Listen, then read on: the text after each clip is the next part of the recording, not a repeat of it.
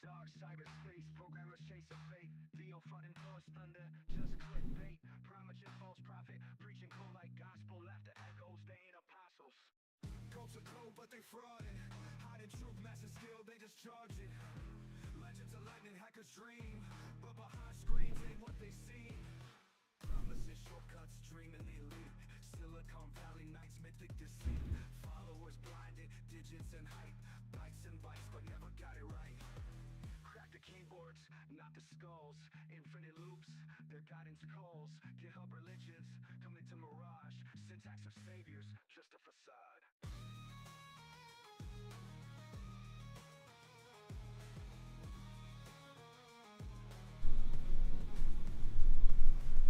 Binary Bibles, fables sold. Bank account stretch, all for gold. They script charisma. Hey folks, I'm back. In the source, hand in hand. Codes are cold, but they frauded. Hiding truth, massive skill, they just charge it. Legends of lightning, hackers dream, but behind screens. I am back. Codes are cold, but they frauded. Hiding truth, massive skill, they just charge it. Legends of lightning, hackers dream. More video gaming building Shortcuts, dreaming the elite. Silicon Valley nights, mythic deceit. stuff. Followers blinded, digits and hype. Bytes and bytes, but never got it right. Crack the keyboards, not the skulls. Infinite loops, their guidance calls. GitHub religions, coming to mirage. Syntax of saviors, just a facade.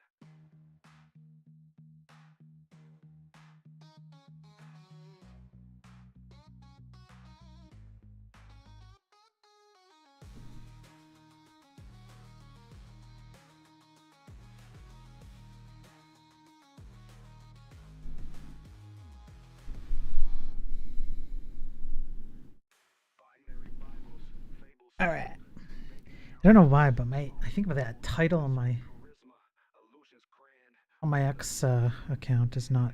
This is like episode 4, but it's showing episode 2 or something. I don't know. I don't care. No one else cares. That's for damn sure. Literally no one else cares. Who cares? Does anyone read the titles? No. You just see me in a Mario hat and some literate programming.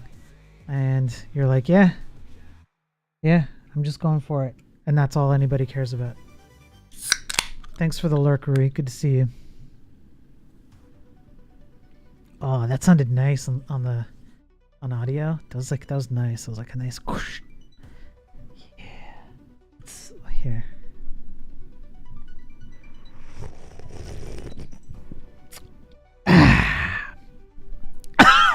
Son of a bitch.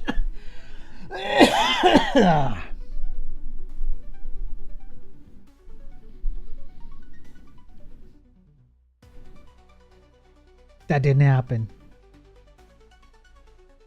That just straight up did not happen. Capiche? Capiche. ASMR. Let's go.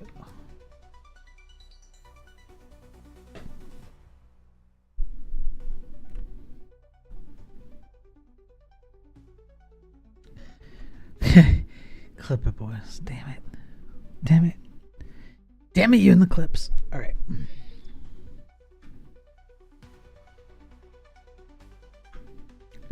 I'm just going to keep going where I left off yesterday.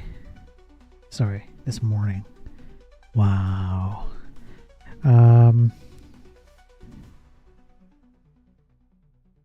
Okay, what do I want to do? I would like to make the menus look just a little bit nicer. Like these menus. These menus kind of look like bum.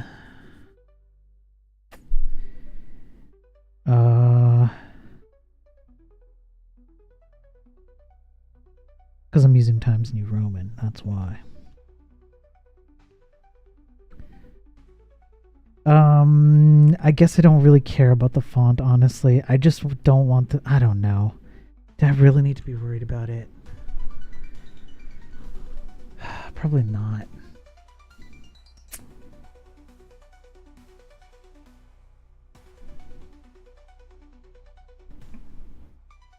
It's the game I'm making, Shreyas. It's the same game I'm making. I've redone it in Odin. And so now I'm just actually building the game and the scenes and the actual things. Instead of focus on building the engine, I'm focused on building the game. That's all. Not that hard.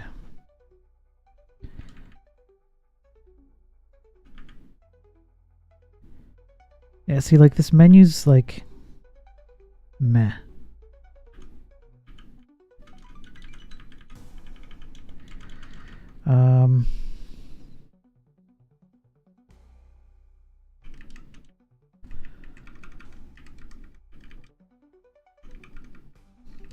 Okay, so I've got a few choices here on things I can work on. I can pull some assets down. I already have an atlas I've started. I know Laughing Panda's helping me. And I can work on this menu system a bit since I have scenes now. I can just start building gameplay functions and expanding. I guess what I should do is kind of nail down the menu system just a little bit, and then a small inventory system, and that'll be a starting point. And then maybe drop in a few NPCs to, like, I can talk to a few people. Yeah, why don't I do that? And then maybe build out this map to make it a little bit like nicer, just like add in a few more things. So just some simple things. I can just work on a few simple things and we'll build on it. What was the first tab I opened? Oh, this is the Literate programming thing. It's a Bun server with a custom SSL host. I WebSocket over, so I can I can open this up on my phone, for example, or on another machine. It's just locally run, only accessible in my network, and it gives me file system access to my source code. And then if I open up a special type of file called a lit file, a literate programming file, then I can just write like I could do I don't know, let's say, okay, and then I can just start typing in like I need to create some better, I don't know, buildings in my map, right? And so I can document my code. My code lives inside of these text area blocks because I rarely use any editor stuff. The only thing that I miss is multi-cursor. That's it. I don't care about syntax highlighting. I don't care about autocomplete. I hate that stuff. It's stupid to me. Just to me, it's just a personal thing. So I just put it in here. And then what I can do is I can save this file and then generate the output. So if you look down here, the final output, it takes all the different code blocks, which I've named. So there's a code block named JS console log, right? It's this one. And it'll actually go and grab this code, and then it'll resolve anything in this one, and it'll just keep going. Yeah, like Jupyter Notebooks. Yeah, hey Jodem, good to see you.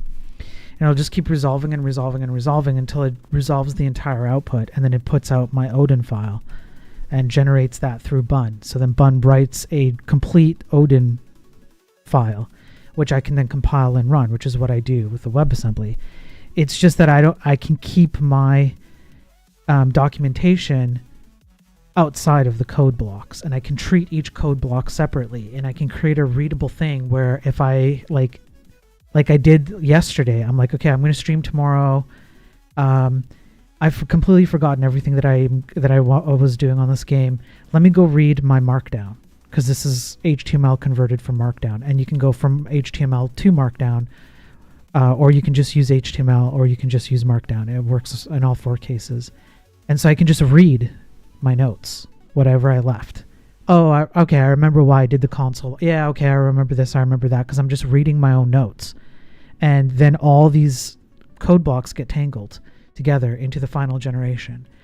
And I already have the functionality so that I can go and pull specific lines out of existing source code, or I can go inject into specific aspects of source code. So I can pull from multiple pieces of existing source code and pull them into here, and I just click a button and it just pulls that code in, and so then I can reference that code as well, and I can tangle from existing source code. Because what a lot of people complain about with literate programming, they're like, well, when Donald Knuth or whatever created it back in the day, he only thought about this and this and that, and these days it's not the same thing. Yeah, it's not the same thing. A lot of people will either not want to use this at all, or you want to use this on an existing code base. So you need to have a way for people to like work in the code base without having to use this. So if you use this, if you're one of the people who uses this, you can just reference any existing code base and everybody else can just kind of ignore what you're doing. Or everybody can use this, or you can mix and match it and you can put stuff from this into your source code, or take stuff from your source code and put it into this, and you just wrap the whole thing in as much documentation as you want. And also the other reason why I chose HTML is because, well, I don't like, you're like, okay, what's the difference between this and like putting a comment, right? Like what the hell's the difference? There's two differences. One, I can structure my documentation so that it's in like a readable, like I can break apart my code base so that if 7 different things end up in one file, I can treat those 7 different things as a separate piece of documentation and bring them in together at the end. But the primary thing is that I can use any HTML element I want to generate interactive documentation. So I don't think this project uses it. I don't remember which project uses it, but I have some image tags and some interactive like drawing things that I've written myself. And those are associated to the comment section of the code base, to this section, like this stuff. Not the code itself, but around the code.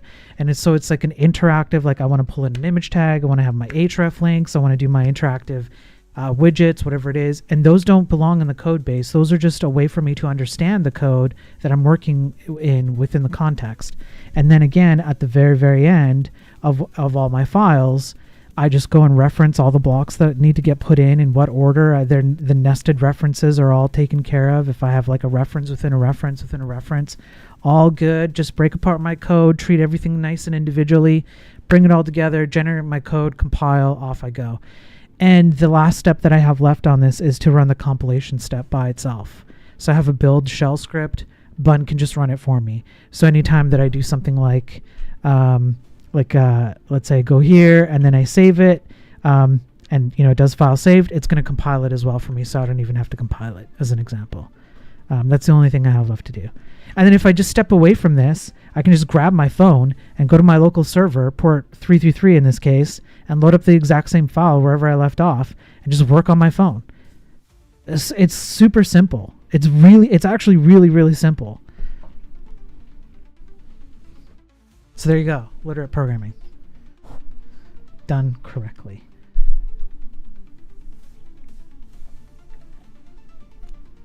Good use case for Go.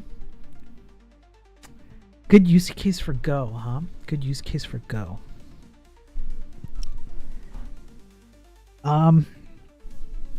Yeah, I could see that. Yeah, I could see this being a good use case for Go.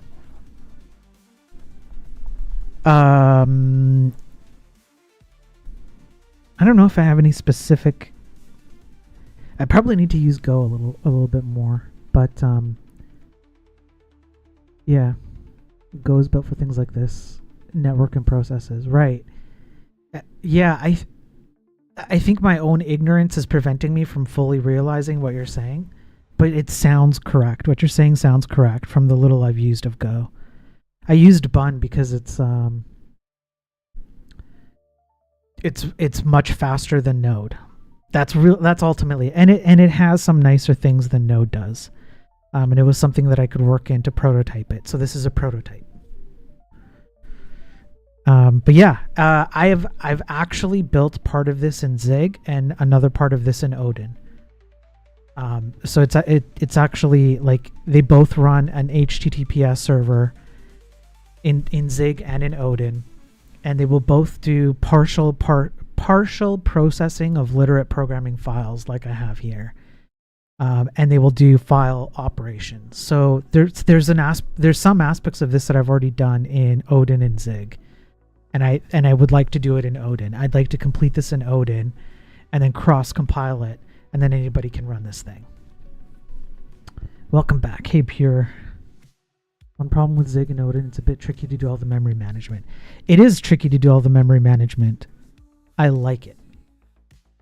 I don't want anything hand-holding me. That's me, right? And I get it. I get why. The Go is very nice that way. I get, yeah, Go has the right amount of abstraction, yeah.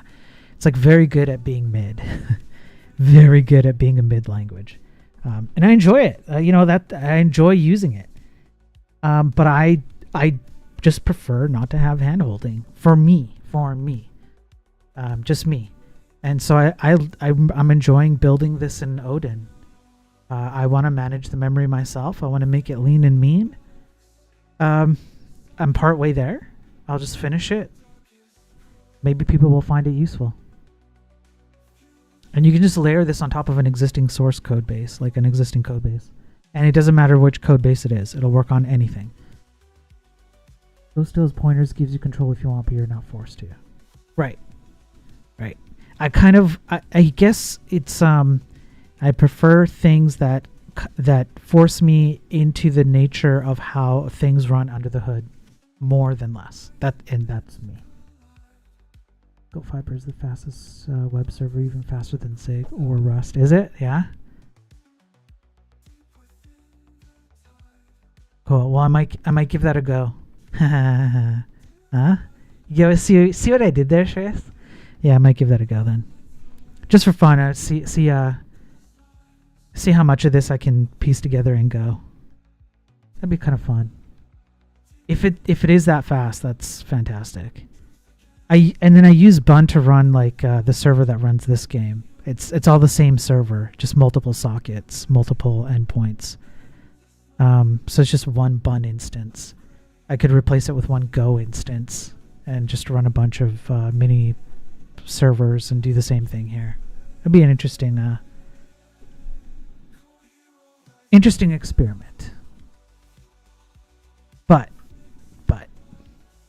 ultimately, I'd want to ship it in Odin. That's what I think I would ultimately want to do. Go will definitely destroy Bun in a real world. Yeah, in a real world scenario. Yeah. So you'd never actually run this. That's the thing. You wouldn't run this on like a... There is no such thing as a deployment server for this. It's just your local. So if you're going to do... I'm sorry. Not this. This thing will never run on a remote, like on a machine out there, for like behind a URL that is people can access either publicly or otherwise. So you're just gonna run it local. Bun by default uses 40 megs. Go uses like 5, probably because of the V8 engine, most likely. Yeah. And I guess out of curiosity, sure, since I have you, I completely forget whether Golang can do cross-compile. I think the answer is yes. I think Golang does nice, easy cross-compile, right? I'm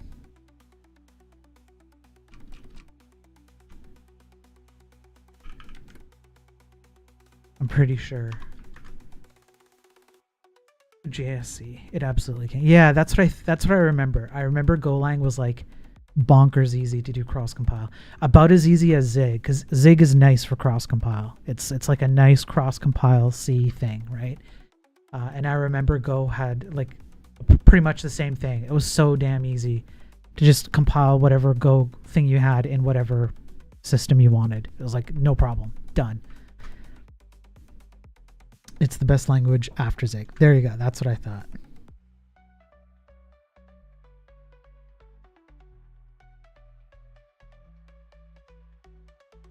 Yeah. I'll consider it because that's mighty tempting. It's mighty tempting to use Go instead of Bun. I don't have any pressure to, because no one's going to use this in like a high capacity production environment. If anybody uses it, they'll just run it on their local machines. And then it's like it you know, for the most part 40 megs people won't really bulk at for what they get. And then with Odin it'll be even leaner if I end up completing this in Odin, so I'm not really worried about it. But yeah, that's cool. I dig. It actually has real potential. Real potential, like Go. What are you talking about? Go has. It's seeing its potential. It's totally seeing its potential. Are you saying Go has like a bit of a ways to go before it reaches its full potential? Oh, this thing I'm building. Oh, I don't know about that. This was just something for me. I really like working this way, and I wanted to like answer some of the rebuttals people had to literate programming, and like yeah, but what if like multiple people are working on it and people don't respect the fact that you use this and all that? And I'm like, well, I'll just go solve these problems. I feel like I've solved them all. I really like the way this works. It's super easy. You know, throw in tree sitter for syntax highlighting and it's just fantastic. You can see, this is the thing. I already considered putting in syntax highlighting, but the only way I would do it is if I was to actually ship it for actual use by, you know, other people, right? So I would pull something like this, like Prism. That's the first one that comes to mind, but I know there are a few others. And they'll do syntax highlighting on text area or code elements. And then you have syntax highlighting. And I think it'll even do autocomplete. I think. No, maybe not. Tree sitter is written in C and crazy fast. Will it run on the browser?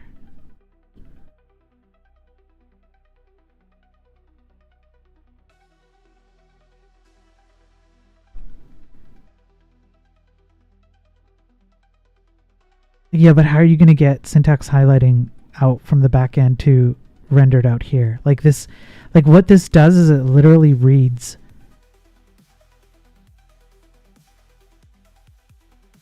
So that's it. So I guess I could compile it to WebAssembly. I wonder if...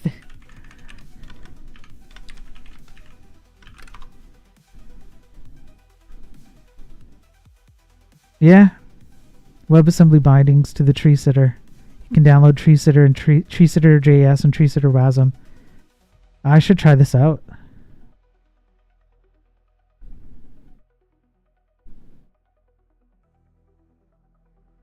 Yeah.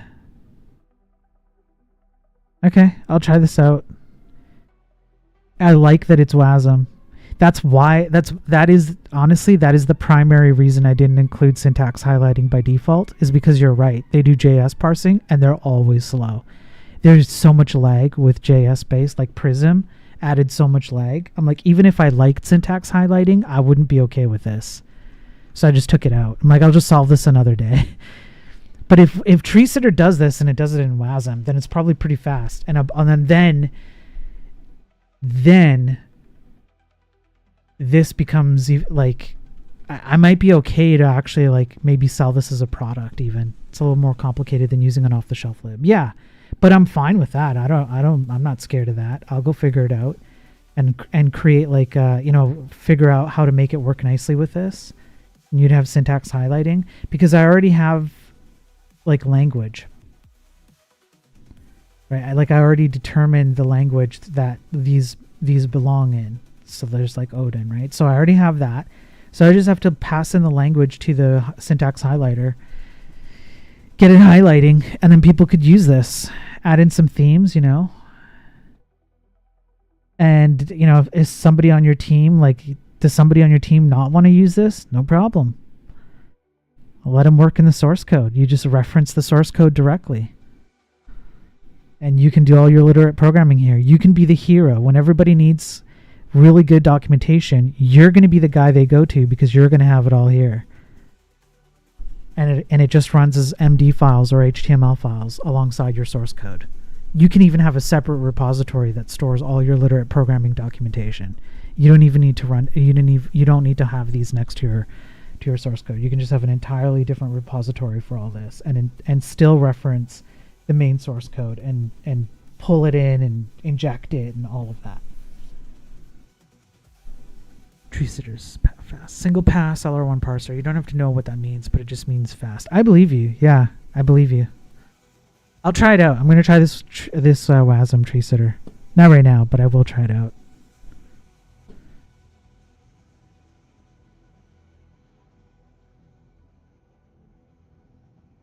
I think maybe now that I'm thinking about it and talking out loud, probably I'm used to working in a single file because with Odin, you're just like, you're not really doing classes or anything. So you don't need to worry about like your, at least in the project I'm doing, there's not like a lot of files, but I would probably want to load up a project instead of just one file at a time. I probably want to load up a project that has like a few literate programming files and then switch between them. So tree sitter is what NeoVim and Zed uses. That makes sense.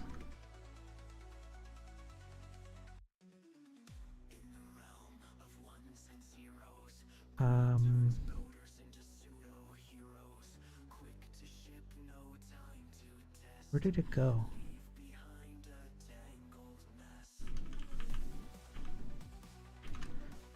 Let me see if I have the config here.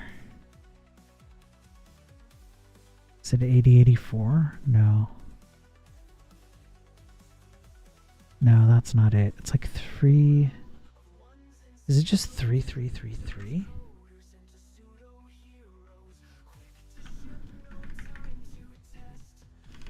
I think it's this guy. Yeah. Yes. So I have this guy that I've been working on too. And it's CSS3D.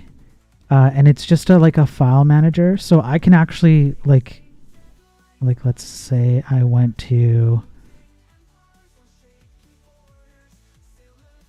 sure, let's open this one up.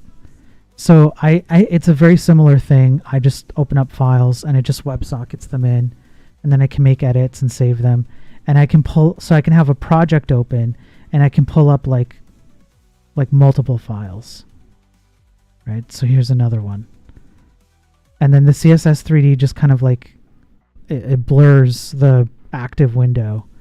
And so what I should be able to do is have a bunch of these windows, literate programming windows, as their own thing. Each file is kind of like its own thing.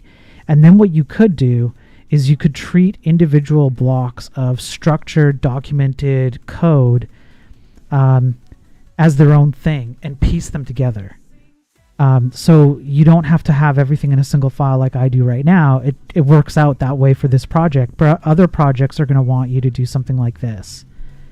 And again, this is something that you can just pull out your phone and you pick up where you left off and you have everything here, right? And so all your little blocks of whatever it is that you're working on, you can kind of just piece together here and then generate an output file that is your actual file as if you had just written it without any of these tools. And so, yeah. And so that's kind of, I think that's what I need to do. So yeah, you can see I can like, yeah, and it's all just a server with WebSockets. That's it. I don't know how fast it will be. It's not too bad if you consider that this is all just text areas with like barely anything going on.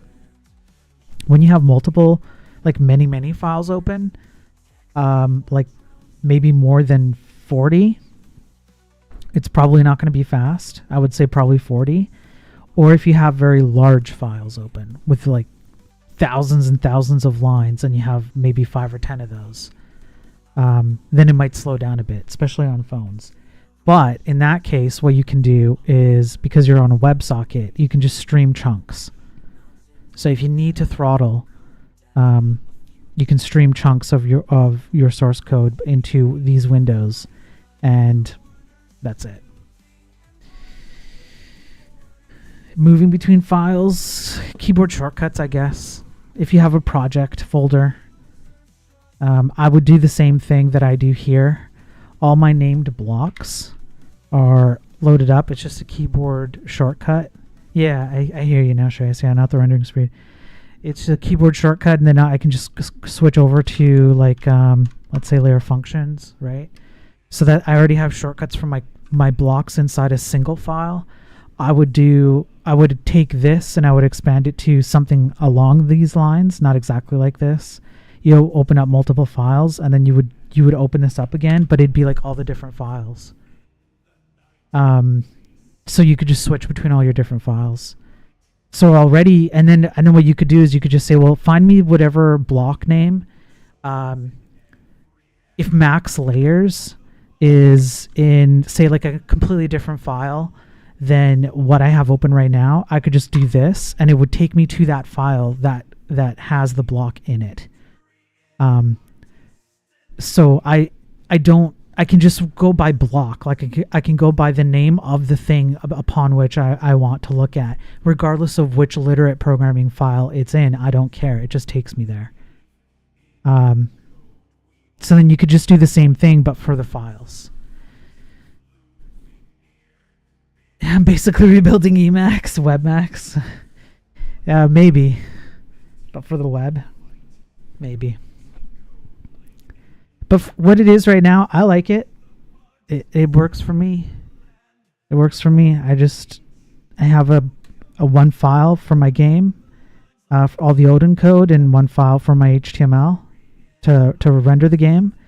And I can just write all my documentation about like why I did things the way I did.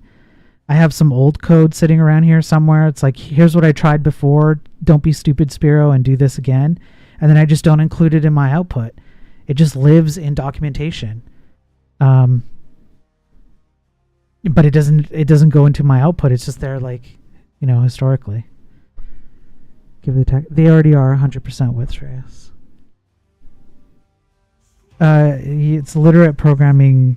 It's a literate programming server thing. Ryan, how you doing, Ryan? Good to see you. Yeah, these are already 100%. I just don't know why some of them. There's like a few one-offs that don't. Probably because I was fooling around with them, honestly. Yeah, I'm pretty sure it's just because I was fooling around with them. I think I know why, but it's okay. Anyways, illiterate programming.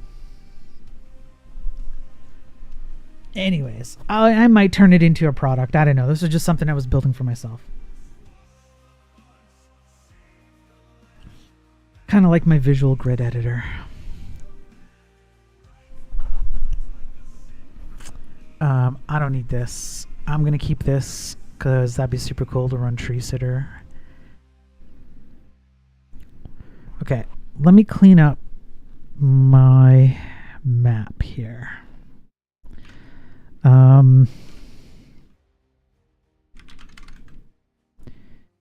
This is the JavaScript. I want my Odin code.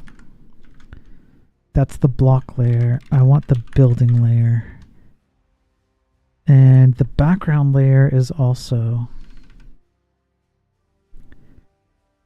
Okay.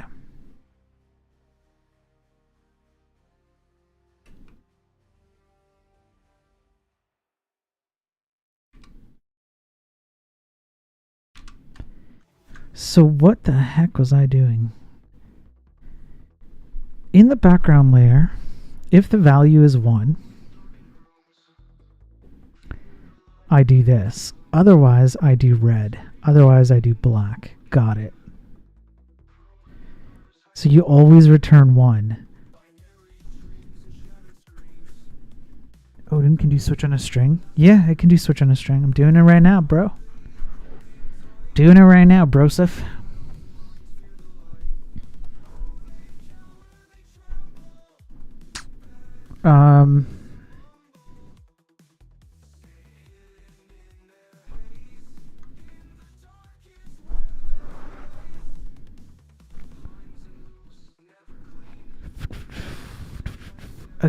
Okay, so a better thing to do would just be to kind of like section off a portion of the map that's special background.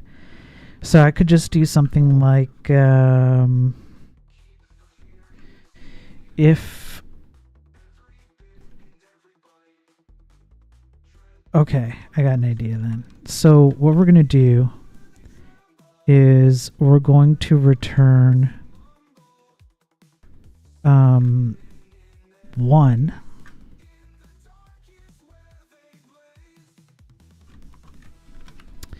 for everything except for if the row is, let's say, greater than 7 and, whoops, my fingers are on the wrong, and row less than 10, and if column is greater than or equal to 0 and less than, we'll go 4.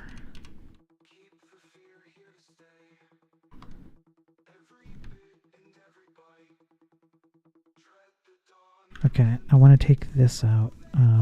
Let's delete that.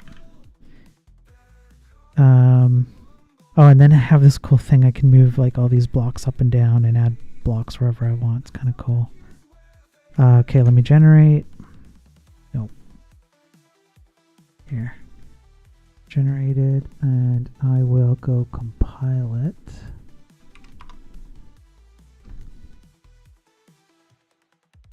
Did it not generate correctly? There we go. Expected operand, return 2.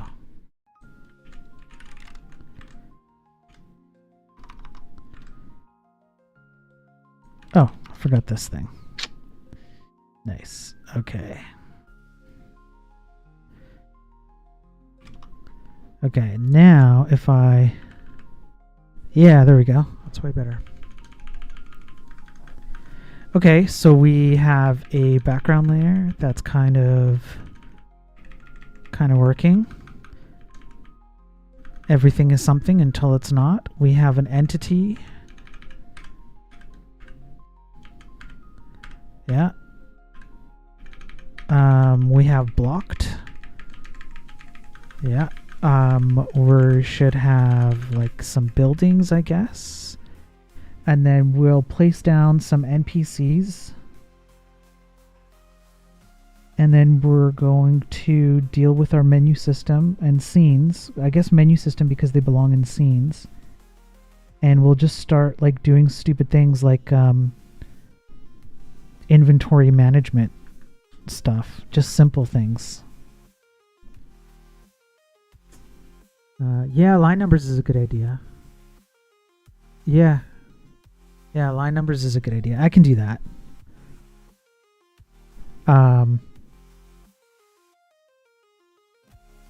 It would be... You'd kind of have to go and figure out like where in the output file does this block exist, if anywhere. And then you'd have to have 2 different line numbers. So you'd have to have line numbers based on just the context of the block itself. And then line numbers based on where it ends up in the output file. And only if it ends up in an output. Yeah, reverse mapping. Yeah. Because some of these blocks won't end up in the output, right? Like some of these blocks are just for me to like, you know, spitball something, or here's something I did before that I don't want to forget I did. It's not going to be in the output. It's just here for historical purposes, so I don't forget this, or something like that. So then it wouldn't have line numbers based on output file. It would just have its own line numbers, right? But that's still better than nothing. I don't personally need line numbers. I don't really use them that much. But it's like syntax highlighting. If I'm going to package this thing up for others to use, line numbers would be good. Nicer search would be good. A project-based approach would be good. I've already done terminal. I don't remember if I did it here.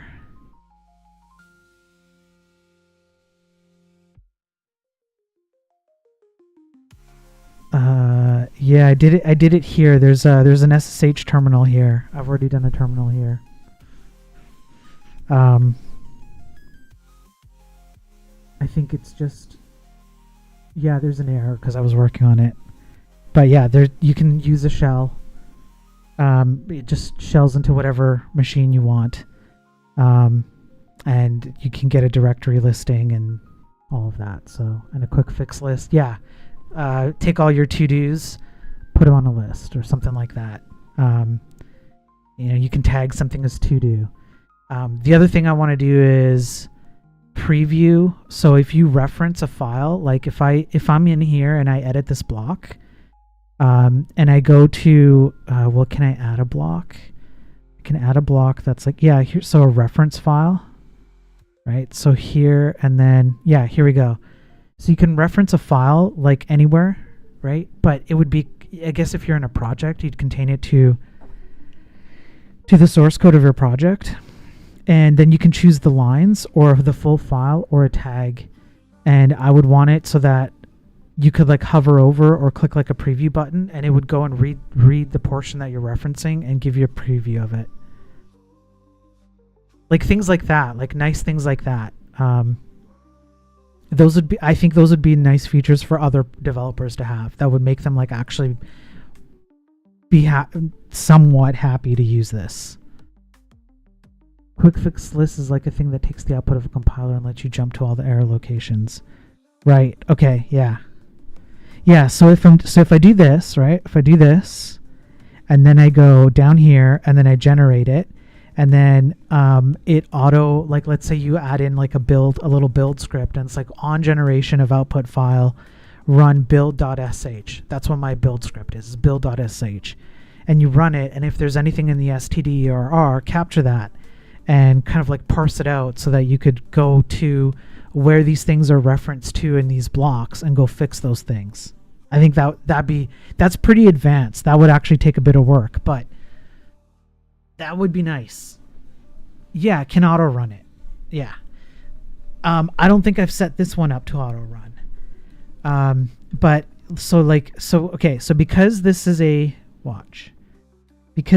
type output, when I go to edit this block, the interface knows that this is an output file.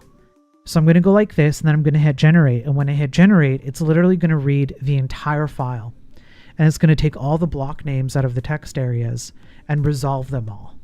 And then it's going to take the compiled the fully resolved set of code, and then it's going to write that into the output file, whatever so wasmgame.odm. What you can do is you can add a build script, which I haven't done here. I have to add like a button to add a build script. And the build script will open up a shell session. So it could be like command.exe, PowerShell, bash, open up like an SSH connection and run a command there. Whatever it is, it'll run and execute some kind of build when you generate the file. And as part of the build, I can click generate here, and then an automated thing would go, once output is done, run the Odin compilation. So every time I generate this file right now, I have to go over here and run build.sh and then watch the output, right? Oh crap, I forgot to put in a bracket thing. I have to go read that here. But what'll happen is it will auto run it as part of your build output. It will auto run this, and then it will read the results of that build script back out to you all in here. So you don't even need to have a separate terminal open. It's just a WebSocket to a command line runner, essentially, with whatever you tell it to run. So if you need to run, npm build dev, npm run something, npm install, yarn install, cargo, whatever it is you're doing, or Odin build, which is what I'm doing here. It'll do that for you as part of the output generation. And then what you can also do is you can say, actually, I don't want you to run the build script on this file, because maybe this file doesn't actually need any build. Maybe this file just needs an output, just needs to get tangled together and then generated as an output file. Cool. It's not ready for being built. There is another file that I have in this project, which is like the main entry file. And anytime that I generate that file, then I should run the build script. And so you can say only run the build script when you generate certain files, because in some cases, that's what you want to do. You don't want to run a build on every file that you edit and generate out of this. So it's quite flexible. Yeah, Vampire on YouTube. How are you doing, man?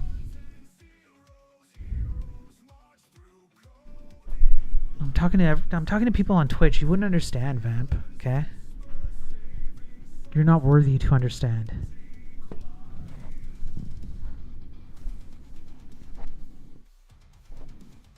Vamp on YouTube.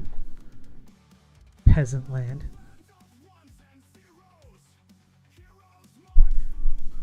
I'm not gonna lie, it's just VS Code with a Jupyter Notebooks extension. I hate to say it, but it is. It's rude, I know, Vamp. I know, I'm rude. It is. It's just VS Code with Jupyter Notebooks. I think this is a lot simpler and faster. I don't there isn't anything else going on with this. This is meant for like literate programming. And I'm not going to open this up so people can put in like a bunch of plugins. They're going to have to like do their own thing because that's not what I want. I don't want this to become a VS Code. I just want this to run on a browser because everyone has a browser. If you're running VS Code, you have a browser. Why run a second browser? I want to be able to like sit in the can with my phone and code. I'm not even joking. I'm just being honest. I want to take a nice hefty dump, and as things are coming out of my butthole, I want to be putting things into my code hole.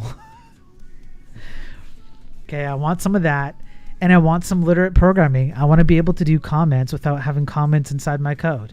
I want to break my code down into things that I think are like nice sizable chunks and explain them.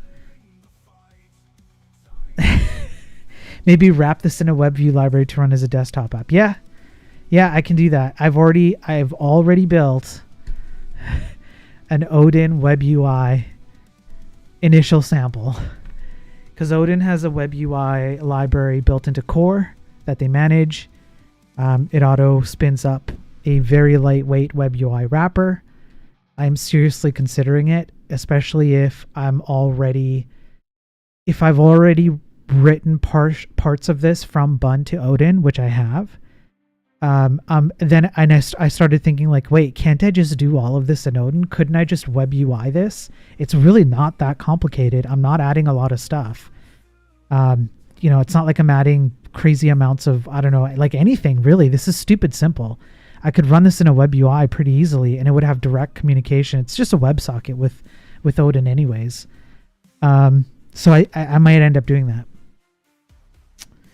More like BS code. Yeah, Vamp, more like BS code. What are we talking about, Arvis? You came at the exact right time. Arvis, we're talking about how much code we can put into a code hole as poo comes out of your poo hole. I want to take a spooky dookie, yeah. My pee is blue. You need to get that checked out, Vamp. I keep telling you, Vamp. You have to go see a doctor. I know wherever you live in like Uzbekistan or whatever, the doctor is like your local garbage bin. I know, okay? But still, I would just go see a doctor. Just go hop across to the next country. I'm sure it has better healthcare than wherever the hell you live. And go see a doctor. Okay, Vamp? It's easy, like a 10-to-1 code to poo ratio. You can call me a 10x developer. Yeah. It's from these pills I'm taking to flush the system. They have methylene blue. Oh, Vamp, are you taking those pills? Vamp. I know what you're talking about, man. But it's fun though, isn't it? Isn't it fun? Methyl blue. Isn't it fun to watch your pee when it's like blue and glowy? Like you've had too much uranium? And by the way, there's no such thing. Okay? There's no such thing as too much uranium. If you think you've had enough uranium, you should be having more.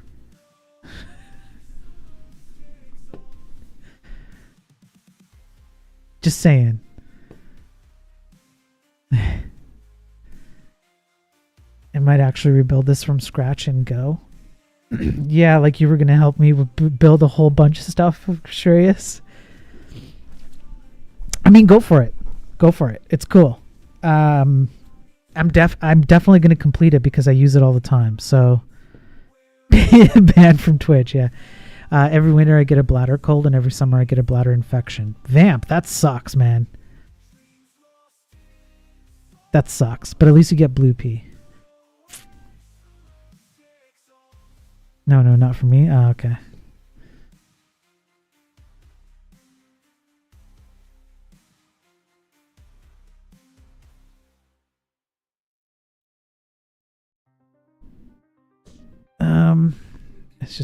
It's just for me to see where I can take it. Yeah, sure. Go for it. Go more like blow. Go more like blow. Hardy har har, Vamp. You're just so good at these jokes. Yeah, go for it, Trace. It'd be fun to see where you can take it. I have no idea if anybody actually would find this useful. A lot of people seem very, like, as soon as you say literate programming, a lot of programmers are like, what the hell is that, first of all? And then when you explain what it is, they have like a million reasons why they don't want to use it. So I would have to prove that it's not like that. On YouTube, it's Vamp. Vamp's a good friend. And he likes to come on YouTube and trash talk me. And then I trash talk him back. Vamp's a good pal. He's a good pal. You will never say literate programming. I don't know what else this is. This is I literally stole it. I stole the idea and I just like kind of modernized it a bit so that I answered a bunch of problems that programmers have with the way literate programming was when it was like created. So it's literate programming. I don't know. You're focused on the literate structure of your code as opposed to just your code. I don't know. Literate programming sounds a bit egoistic, elitist shit. Perfect. Then that's what I want. I am a GigaChad programmer, and I'm an elitist, and I'm a gatekeeper, and only good programmers should program. So yeah, I'm going to say it's literate programming. Screw you. If you're not good enough to understand it, get out. I don't want you in my country club. Get out. Literate program. Can we make it sound even more egotistic? Let's ramp it up.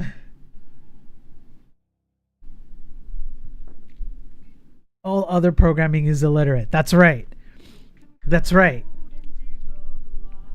Gate-kept literate programming. Highly skilled giga-literate programming. That's what this is. You have to be like creme de la creme.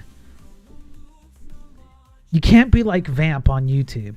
If you're like Vamp on YouTube, you're not allowed to use this. There's actually code in here. There's AI code that watches you code in this system, and the second you do something that I don't deem good programming, it locks you out. A DRM locks you out. Yeah, integrate Copilot and then DRM lock you out if you do stupid crap. Only good programmers are allowed to use this. I don't want to integrate Copilot into this. I don't want to do that. I don't want to do that. Yeah.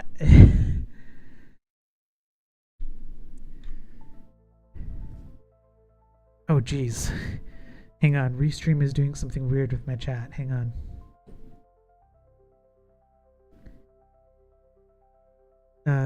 Wait. Where'd my chat go? Here.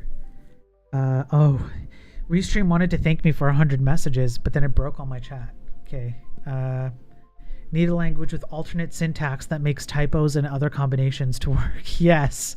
I like that, Chief. How you doing, Chief? Arvis, I know I'm gonna get shit on this, but I still prefer documentation and comments in code. Seems like an easier idea than all this bullshittery.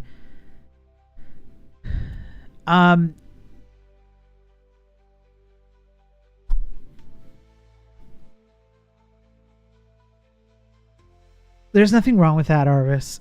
It's just that what tends to happen, especially in something like what I'm doing here with Odin, where I have just one file with all my functions, or let's say you have like maybe a few files with all your functions spread out, you're going to end up having references to all the different files. So if you think about like one function references another function in another file, maybe that references another function in a third file.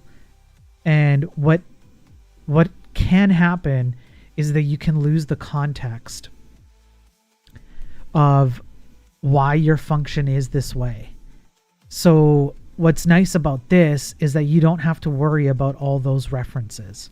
You can just build out whatever makes sense in a kind of like break the ideas down into sections. You can write out 3 different functions that are all directly related to each other, but will end up in 3 different places. And you tell it where to go. So you don't have to worry about like, okay, if I change the comment or the function here, then I have to tell all the other functions why I did that. You can put everything into kind of like logical sections in your documentation, and then you can tell where those things go, even if they go in like weird random places. Use Joiner for restreaming? Not yet, Vamp. Not until we redo the front end. Then I'll use Joiner, Vamp. For tutorials and the like, WebDoc is fine, but most of the time I need to reference detailed documentation. It leads me to reading the code anyways, so just put it there.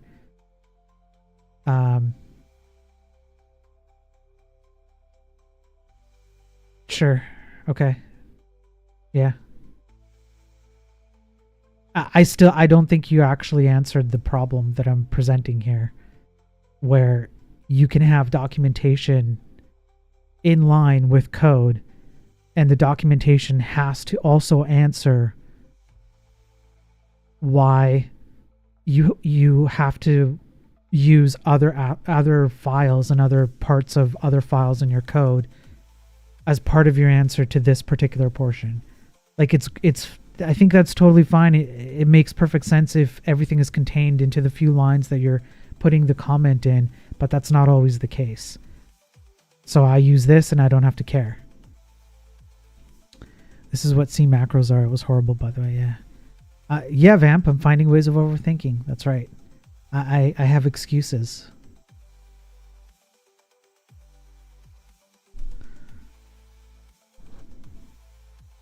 I really like how everybody likes to shit in an idea and nobody's using it. Like no one's forcing you to use this. You're not using it, it's me. So so you can all like go to hell. Well, screw you all. Okay, all of you. You got GitHub actions to compile stuff. It was pretty cool. Good job, Vamp. Good job. You're a big kid now. You're growing up. Yeah, there you go. Arvis picked that. This isn't to shit on you. Just so you know, just talking. I get it, Arvis. I get it. Not how I intend to frame this conversation. God. Yeah, see you later, Vamp. We'll catch you later. I'm glad you have a system that works for you. Yeah, that's really all I built it for. Honestly, Arvis, that's all. I built it for myself because I like this. I didn't like the way I was doing it. I was doing code comments before. I'm like, I have to explain so much stuff. It doesn't make sense for me. Then I started building this. I'm like, okay, this makes sense to me. That's it. That's it. I'm not making anybody use this. Nobody has to pay for this. So I don't care about your opinions. Until I turn this into a product and I put a dollar amount on it, you can all just shut the hell up. Hey Ninja, how's it going, man? Good to see you. Good to see you. Are y'all on Blue Sky? No, I'm not on Blue Sky. X is where it's at. Why are you all leaving for Blue Sky? Everybody leaves X. Everybody says, I'm gonna leave, I'm never coming back, and they all come back. Just wait until I'm a paying customer. I don't want to. Arvis, on purpose, any product I make, you always will get it for free. You will never be a paid customer. I will preemptively compile it for whatever system you want. I will give you free tech support for life. You will always get it for free. That way you will never be able to complain. Okay, I will preemptively take away all your complaining abilities because screw you. I'm on Blue Sky. It's been super nice deactivating my X this week. Like, why? What's wrong with X? Blue Sky is open source. It's a lot more fun than X now, genuinely. All right, okay. I mean, okay. I haven't used it, so I don't really have anything to complain about. See, kids, this is how you strong arm your way into a sponsorship. Just threaten them with feedback. That's it. That's all you got to do. Do you really want to know how I feel? If you don't, you better give me your product for free. Better conversations, and I work with a lot of scientists, more researchers on Blue Sky. Okay, fair. All right.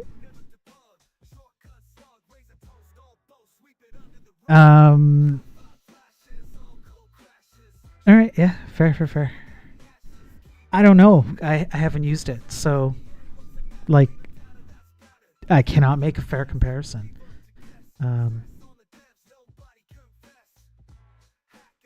Yeah, I'm not compelled, I guess. That's all. I find X is fine. It's just me. But you'll all be back. Everybody says this every 2 years. Something new comes out, and everyone's like, "I don't like X."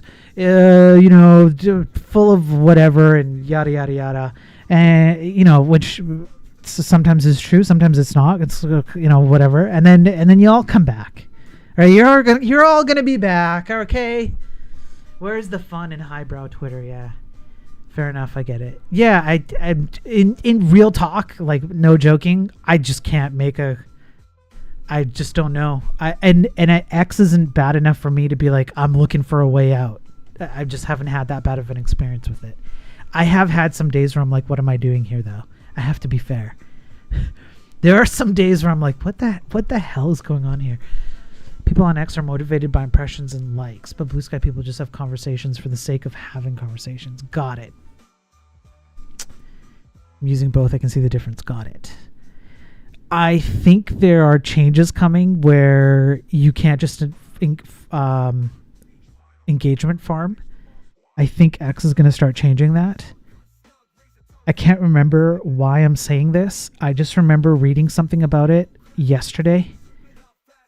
So maybe it'll get better from that perspective, because I do agree. I completely agree. That X is just full of engagement farming, as opposed to and for some reason, hopefully this isn't just me. For some reason, there are some people who can communicate ideas pretty well on X, but most people can't.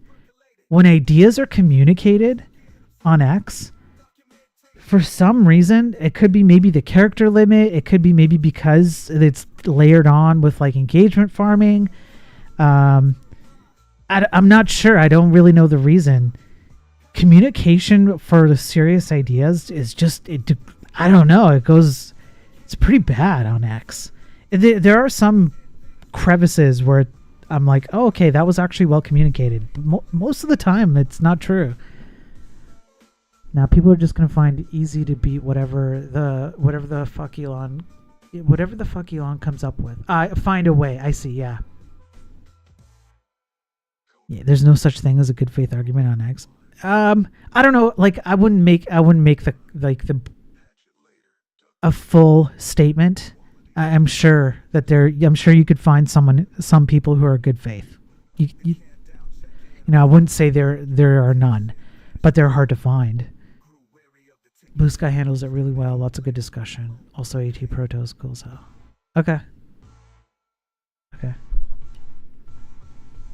Well, I might try it out then.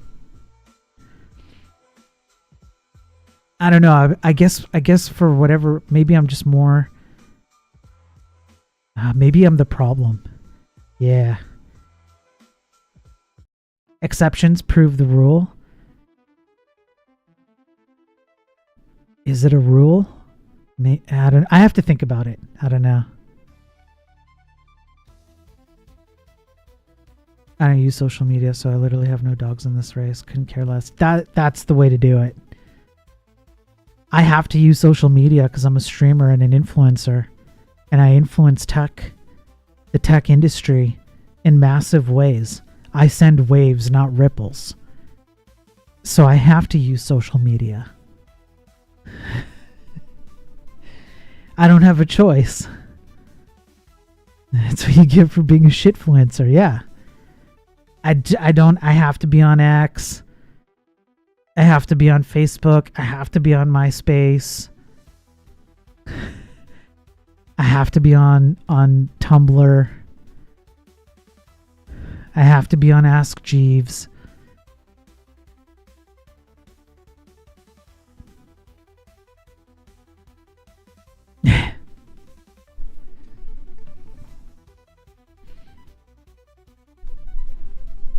Okay, you guys can keep talking about social media. I'm gonna just play around with some of the world here.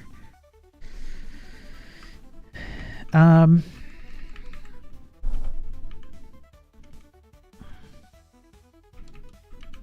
think what I should do is I should come up with like a second building.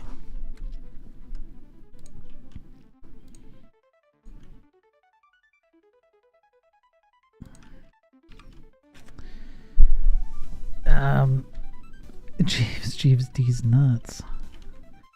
Second building D's nuts.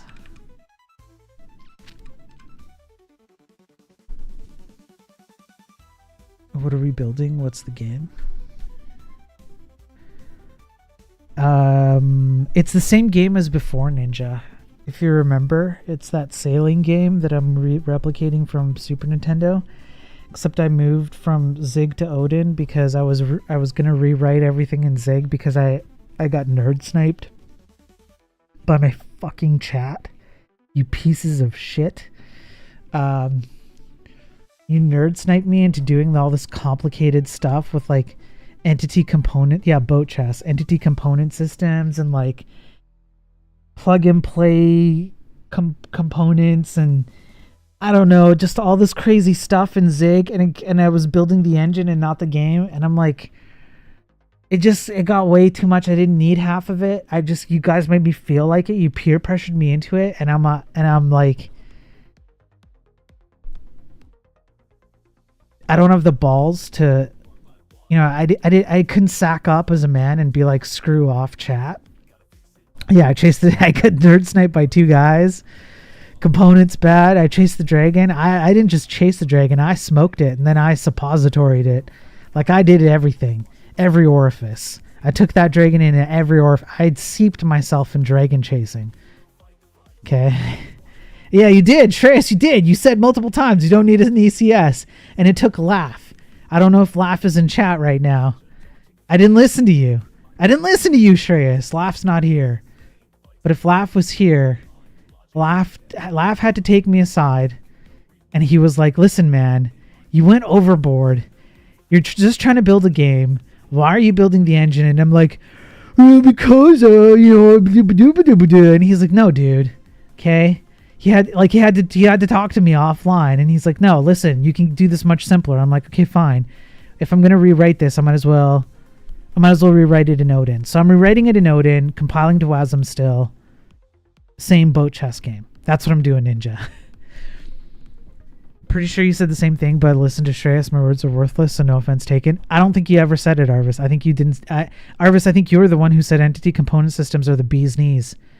I think Arvis, if we went back through chat history, it would show something like Arvis says entity component systems are the only way to build video games. I'm pretty sure that's what happened, Arvis. So screw you. Okay, stop gaslighting me. How's the WASM story for Odin? At least as good as Zig. At least as good. Maybe a bit better.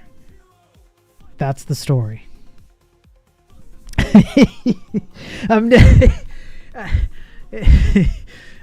Arvis.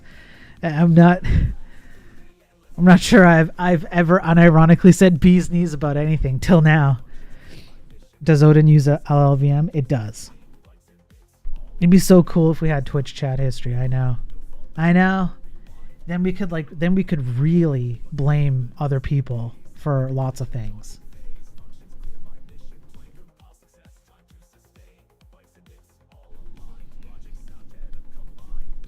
wouldn't that be great? Wouldn't it be great if you didn't have to accept any responsibility and you could just blame Twitch chat for everything? Or any chat. Honestly, any chat. Like, I multi-stream. Wouldn't it be great if I could just go back to like my LinkedIn chat and be like, screw you, dude, in LinkedIn at timestamp 3434. It's your fault I built an entity component system. Then I could... Okay, no, now I don't want... See, Shreyas, now you just undid any good a chat history would be. I don't want a chat history so I could go back and like blow smoke up your ass and make you feel good about stuff you said in the past. Okay? That's not what Twitch... That's not why I want Twitch chat. If you want that, do your own stream.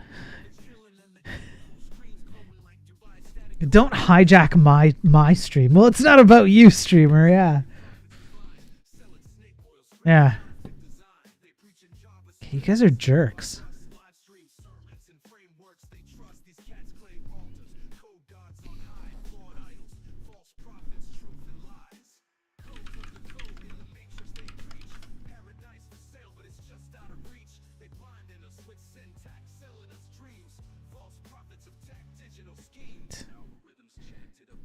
Yeah. That I 100% agree. I have the best chat. Let's say 4. I guess.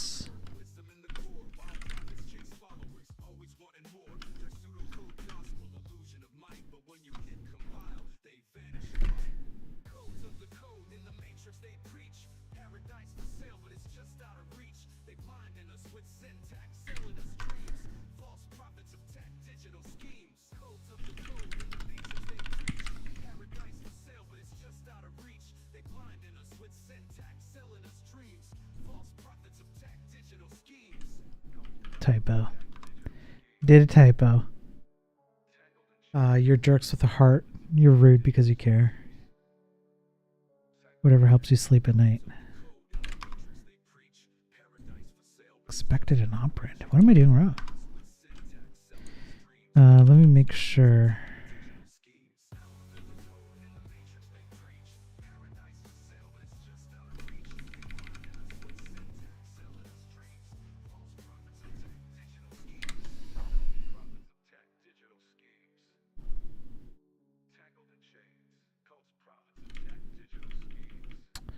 What am I doing wrong?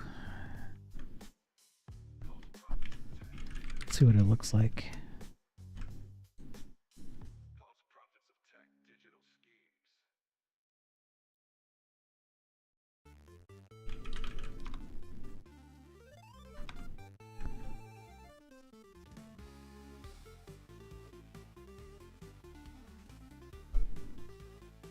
Everything? Yeah.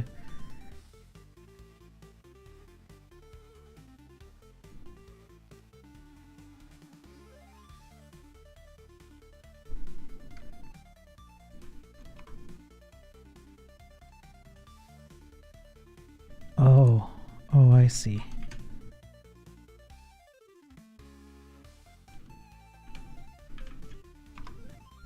Okay, this should work. Yeah. Nice. Okay. It's just a typo. Okay, now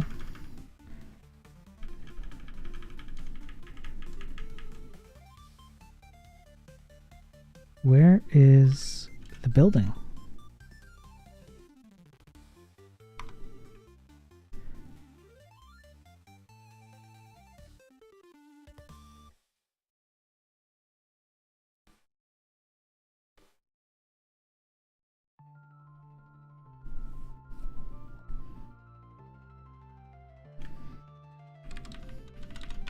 I don't know where the building is. Maybe the else statement.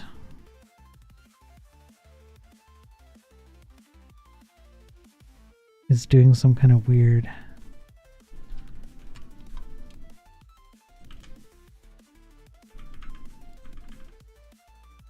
No.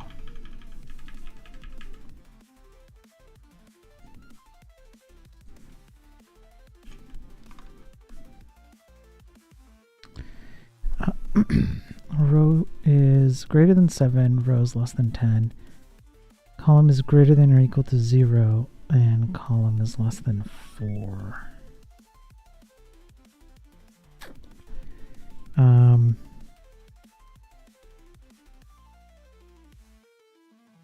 It would be up here. No, it'd be over here.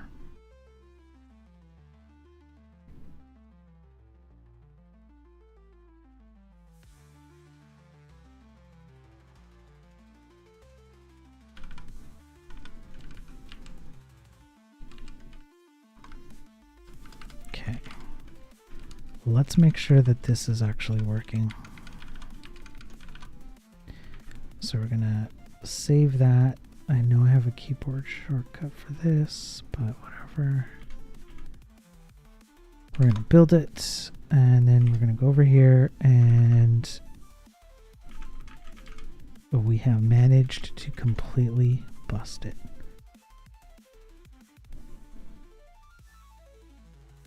Ah, yeah, because we're returning 1. So ideally,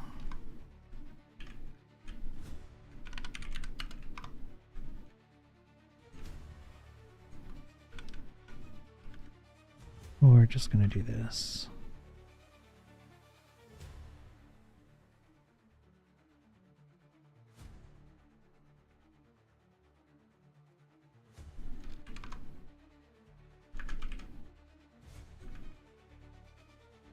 Okay, that's purple.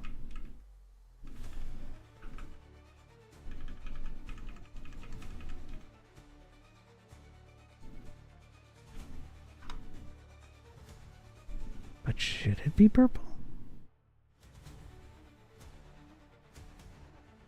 That's the building layer. I guess it is purple.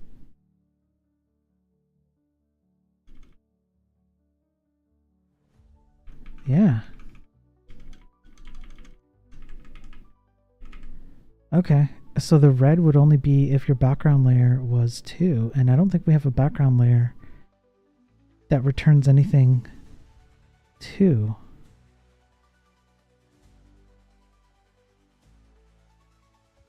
And we do.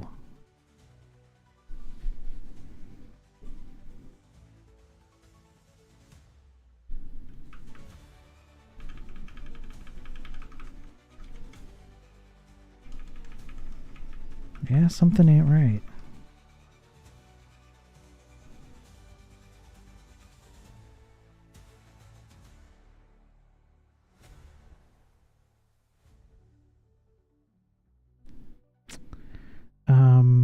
We should move this. That's what we should do.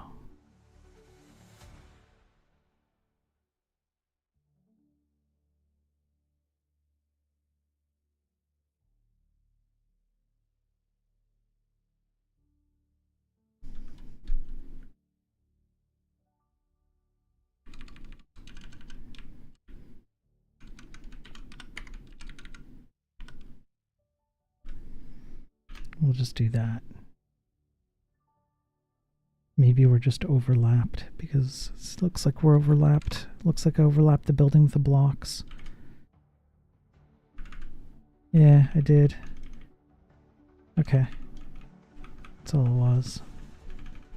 Sweet. Alright, so that's good.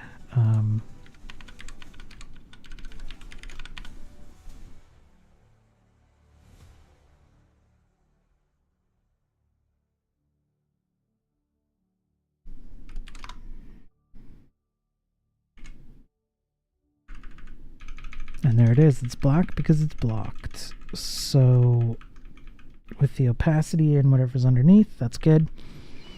So that's the red's a bit of a background. The purple's a building. There's technically 2 buildings, but we're rendering the block layer, so whatever.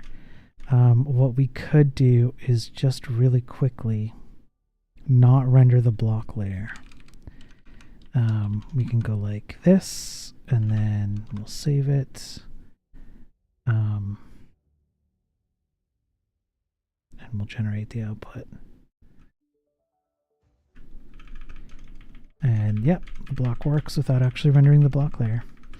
Okay, so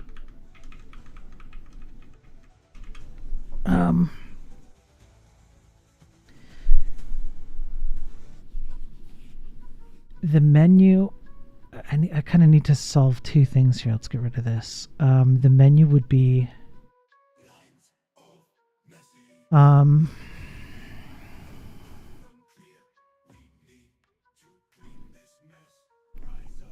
right now it's like this. It's kind of ugly looking.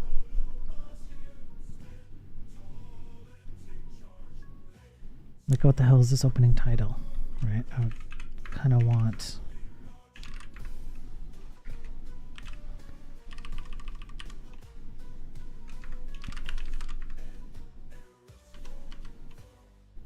yeah, cursive. Hell yeah. Fang Song? I didn't even know that was a font. Fang Song.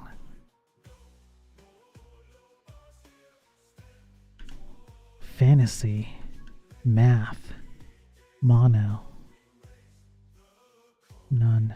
Sans serif. System UI. UI monospace. UI rounded.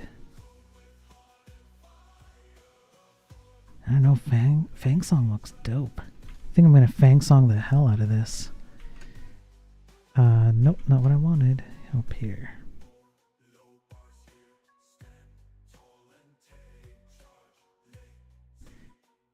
Let's go up here and yeah, Fang Song. Yes, please.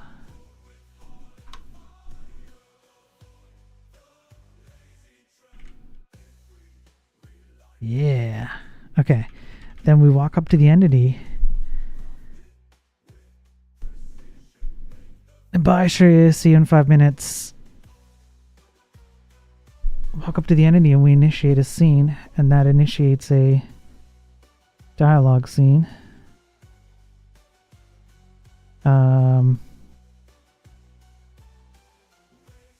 And then I can choose. I can make a choice. I just have to render the choice and then submit it to the WASM code.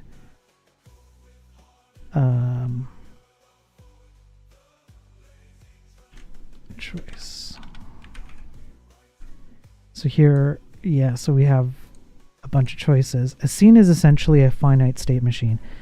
In our case, it will have a name to reference by. The cursor is a string which essentially determines the current state of the scene. The dialogue is any current dialogue that should be showing depending on the state of the scene. The menu attribute tells you if there's a current menu that should be displaying or interacted with.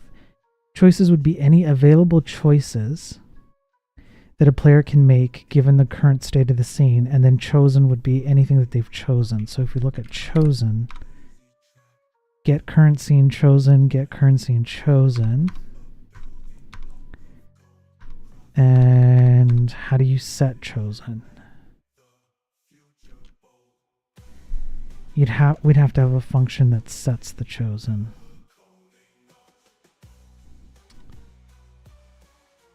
So probably something like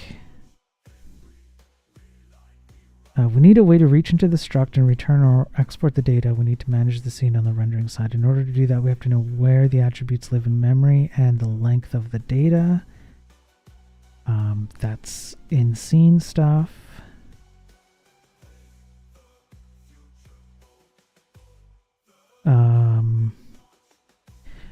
Oh, you don't actually pass, right. And so this is where we handle the scene, right. You don't actually pass in what choice you made.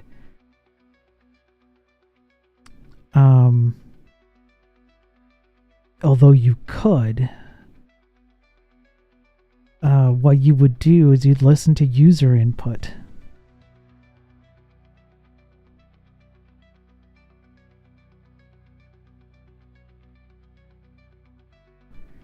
And your user input would make you go up and down the choices tree.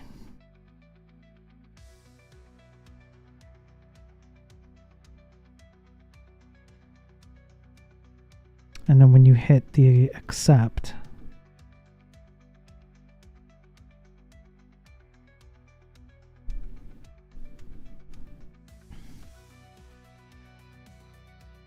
right.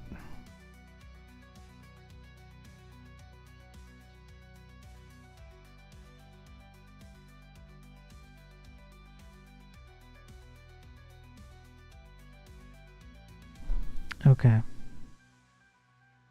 Now, when we render, okay, so essentially what we do is we pass in something that's chosen. Where is our user input? It's here. So your user input does that.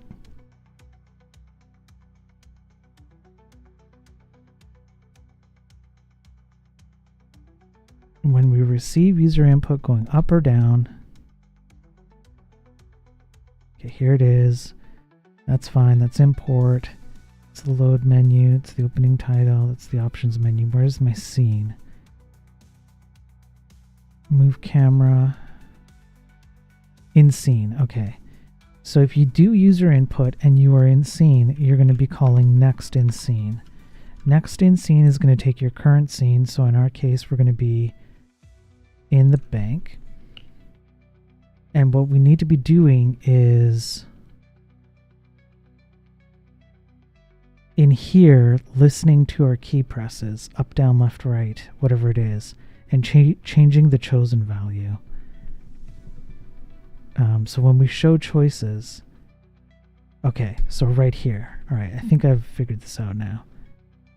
User input, do we have, yep, we have user input, B, X, Y, start select, right bumper, up, down, left. Okay, perfect. So the last key pressed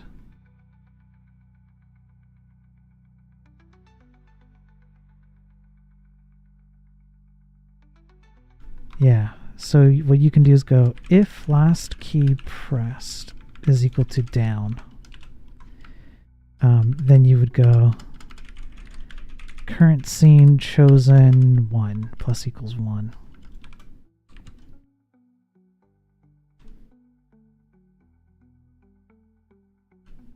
And then here you'd go if current scene chosen equals 1, then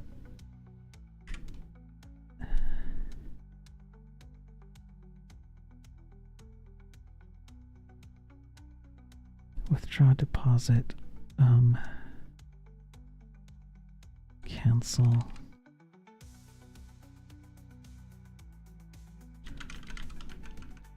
tell balance.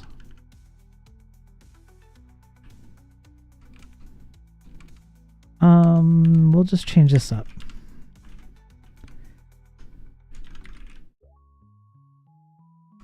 No, keep this withdraw balance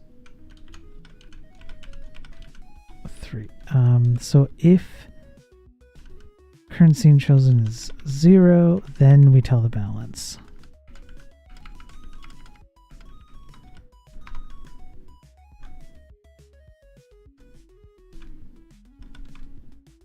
And then if current scene is, well, let's say 2, then where's our player NPC?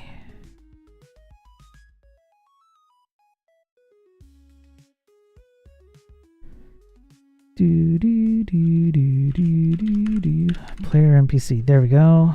Player NPC with some information. Does our player NPC have gold? There is gold. Okay. So we should just be able to reference player NPC. Player NPC gold plus equals 1,000, let's say.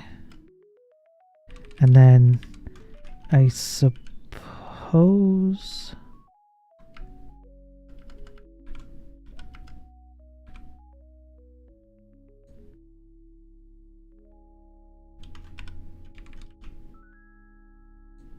sure, let's just do that for now.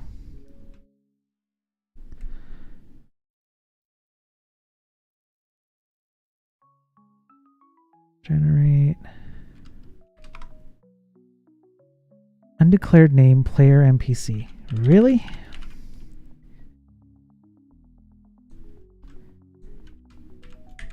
Okay, that's why. It's because of this. So I suppose you could do world NPC 0 too. Right? Because at this point, the world should be saved. I don't like that. But let's just see if it references correctly, and if it does reference correctly, it does. No errors. It compiled and everything. Okay. So if that's true, then we don't really need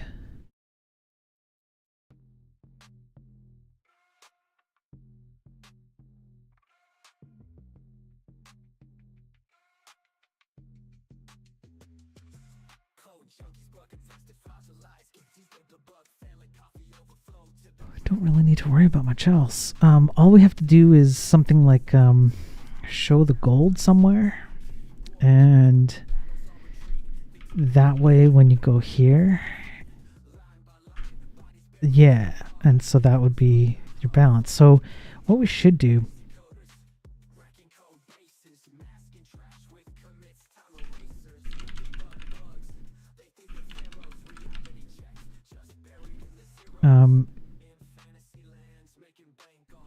some number would be,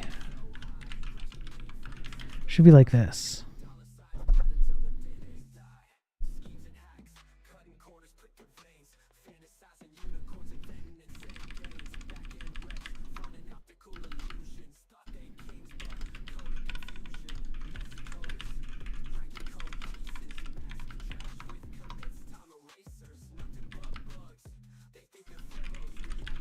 Current scene chosen minus equals 1. Okay, so we're going to save that. We have a way to get chosen, I believe, right? Get chosen. Do we not? Get current scene chosen pointer. Get current scene chosen length.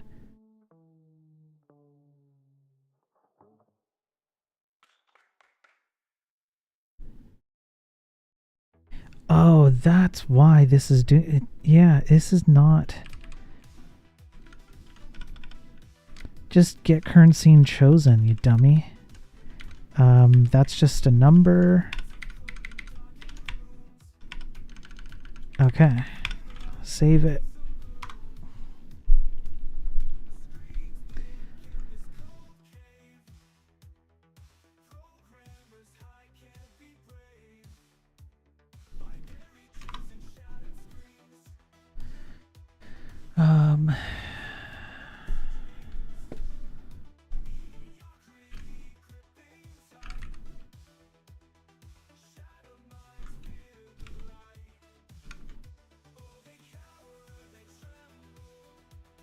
Wait, what?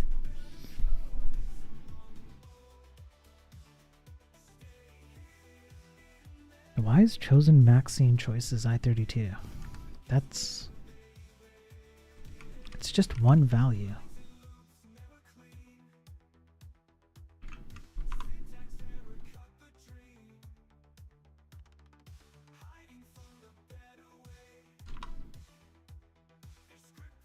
Yeah.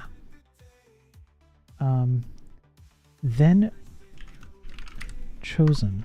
We're not showing chosen. So in a scene, I want to highlight the chosen menu item in the scene, right? So let's say, so import bank document element ID is scene choices. We go through the scene choices, we create a div element, and we show it.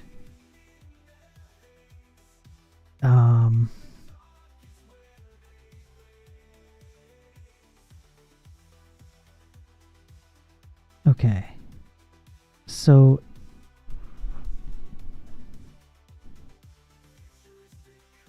this is the tick. So every time we render this menu, the first time we're going to render all the choices. The second time we are going to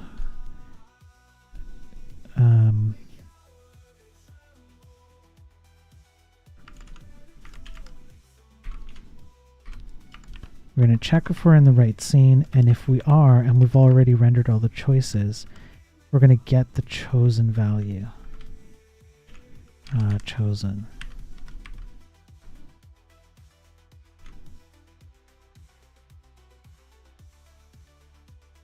Where was that function? Get current scene, chosen.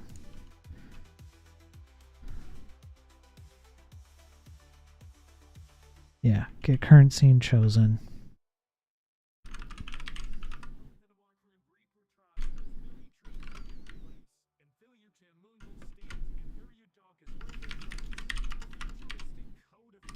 And then WASM exports get current. Chosen's probably a bad word. Probably should be something like currently selected or something. We're going to go through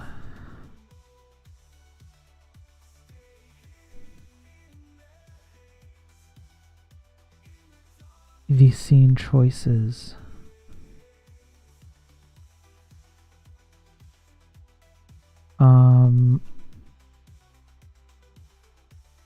This is going to be terrible. Ah, crap.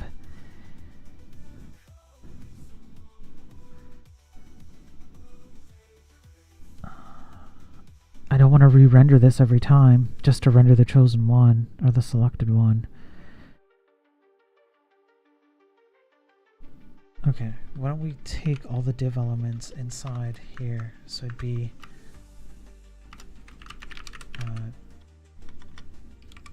choice elements. And then let's just like work on query selector all, ID scene choices, div. Then we're gonna go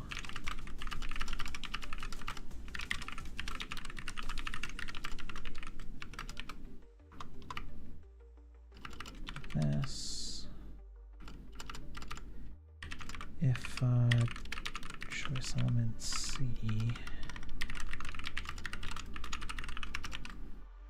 Okay. And then what we're going to do is match up. If CE, the iterator, is equal to chosen ID, we're going to put like a special style on this. And it's going to be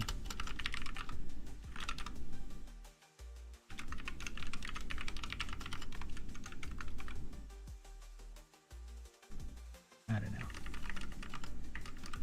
No, you know what? Let's go like blue.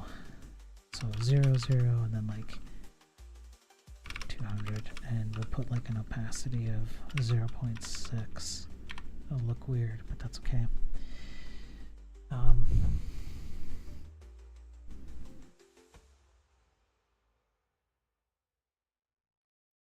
It has to be choice element CE. Style, background color.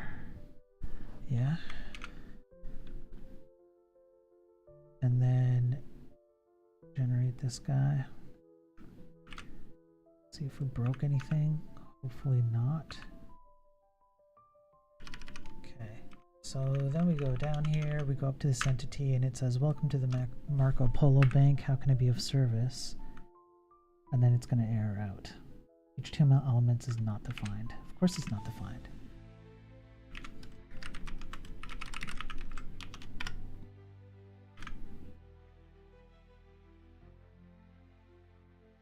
That only makes sense.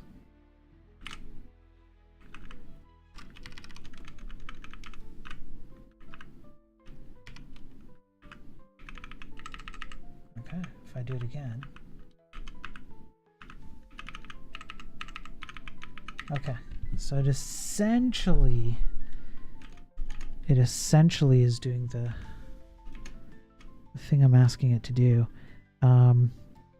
That's a good start. I guess the only thing that we want to do is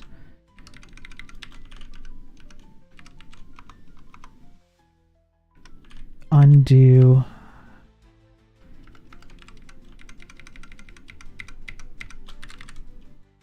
or maybe just go like initial or something. Undo any existing ones.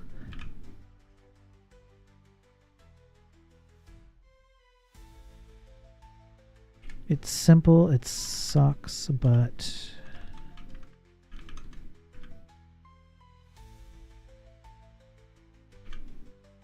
user pressed A 5 times? No, I didn't.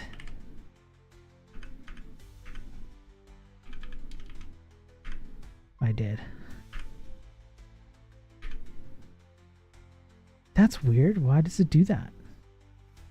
If I press down, oh, I know why, because I'm not, okay, so if I go down, I need to clear up last key pressed, otherwise it just constantly thinks I'm pressing that key.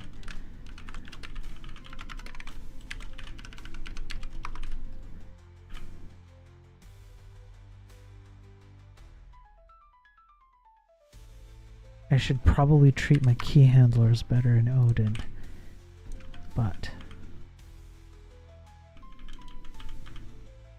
that sounds like a tomorrow problem. There we go. Okay. Okay, so if I deposit and then I check the balance, it's 1,000. Sweet. And then if I deposit again and I check my balance, it should be 2,000. Sweet. Free money. I've now created free money in the game. Infinite money in the game. Yeah, future you does deserve it. He's a dickhead. What a loser.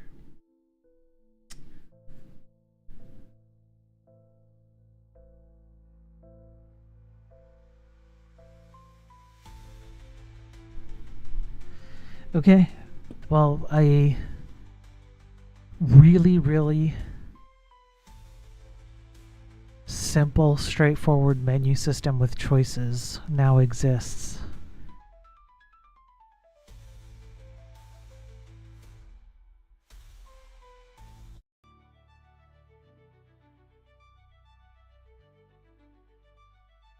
That's not bad.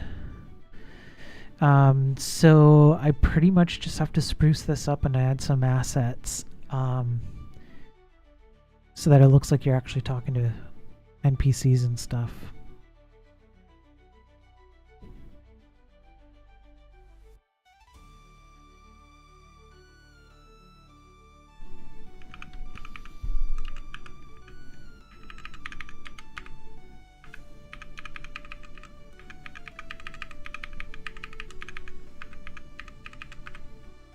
Nice. Clap, you've completed the next beginner project after what is your name? I'm guessing a number between 0 and 10. Yes. I have. I truly have. I have built fire and brought it to mere mortals. I am Prometheus.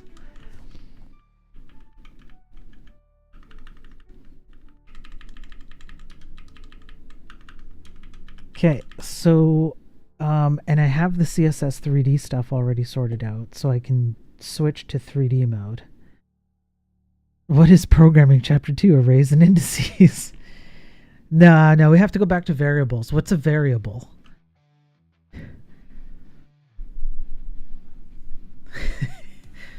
We have to go all the way back there. We have to get our fundamentals right, and then write again, and then write again, and then write again. Yeah, that's chapter 1. We need to go back to chapter 1. I think we've jumped the shark. Once you've hit chapter 2, I think you've gone too far. You haven't stuck to the simple stuff. No, we need to revisit it. But chapter 1 is just what are variables and what is off by 1. And you just constantly have to revisit those all the time. Just, yeah. Just all the time. What are variables and what is off by 1? Okay, look. I'm just going to put this out there. A GigaChad programmer never leaves chapter 1. Because the entire premise of chapter 1 is so fundamentally wrong. And the best programmers know this. That they cannot reason within themselves to make it to chapter 2. You can't go there because the entire premise of chapter 1 is wrong. What's a variable? Where does the memory sit? For the variables. You can't escape chapter 1. Good programmers don't escape chapter 1. What chapter is programming with 200 plus if then else statements? That's not in a chapter. You can't write that level of quality programming in any chapter. No book can contain that kind of programming. It's not a Panda. It just can't be done. There are certain things, look, I come from a Christian background, okay? So I've read the Bible a few times, and I think it's at the end of Matthew, the very last verse or something says something along the lines of, there is so much stuff written about Jesus that all the books in the world could not fill it. That's exactly what that is, Panda. That is beyond the capability of books to contain. That's how good it is. GigaChad programming is just a series of increasingly complex off by 1 errors that appear to function correctly. Yeah. All you really need to do is kick the can down the road. Just do an off by 1, but just kick it down the road until you get to the very end. By then, you've already shipped and your customers have already paid you. We're not at logic branching yet. Stop jumping ahead. Friggin' try hard over here. Reading a chapter ahead. Yeah, what are you going to do? Give me an apple now, Panda? That's where I'm at. Tragically stuck there for the moment. Yeah. Aren't we all? Aren't we all? The logic branches. Well, Panda, I'm excited to see some of the assets you come up with. I think I'm gonna end the stream in a few minutes. But I think what I'm gonna do is I'm gonna take the assets, the ones I really like, and put them into that Google Drive doc. And then we'll just merge with yours. What's next? You're gonna start asking about loops? I know. What kind of crazy talk is this?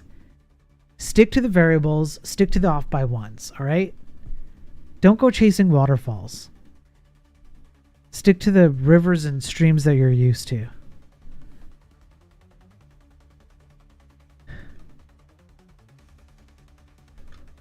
Unbelievable.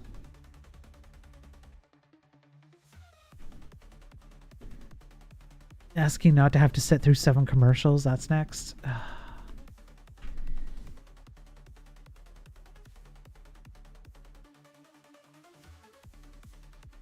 Yeah, get advertised too, nerd. I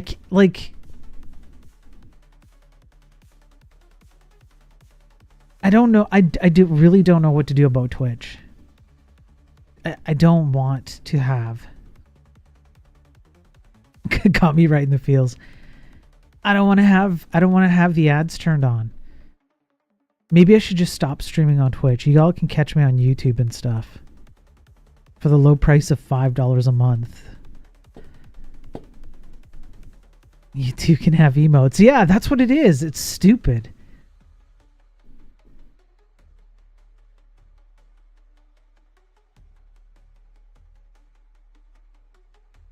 Yeah, it's pretty dumb. And support dad with the cigarette money. Yeah. Yeah. That's it. I'm going to YouTube. That's it. Mom's really getting on his case lately. He needs it. Yeah. No maple syrup. What's that about? I have to talk to Bezos. I'm going to have a chat with Bezos. He's really doing the Canadians dirty. I'm just...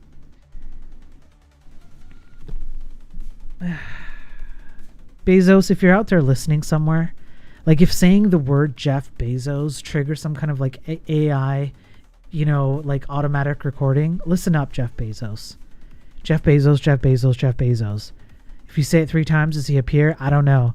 But listen, Jeff Bezos AI, if you're listening to this, support Canadian maple syrup, please. Okay?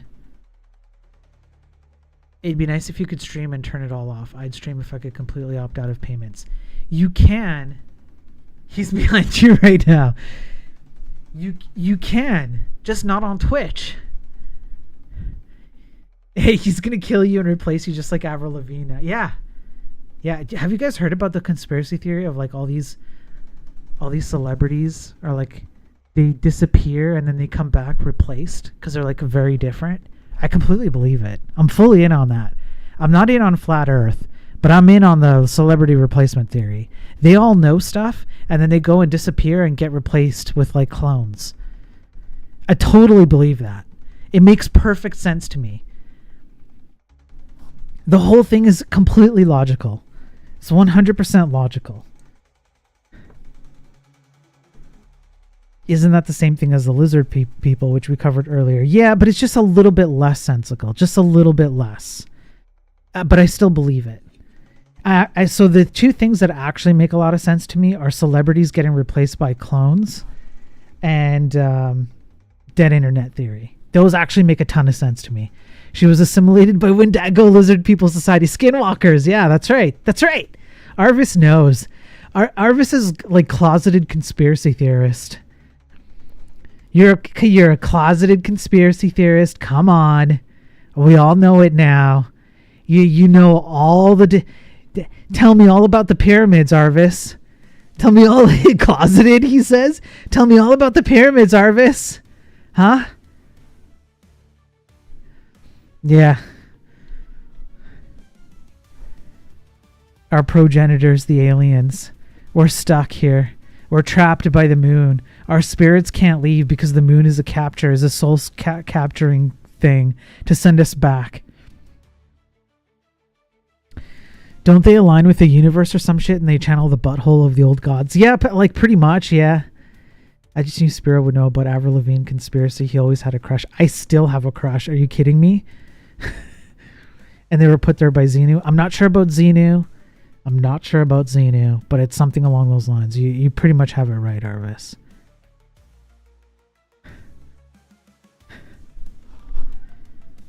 Should I just turn this into like, should I go into the just chatting category and then we can just chat about conspiracy theories?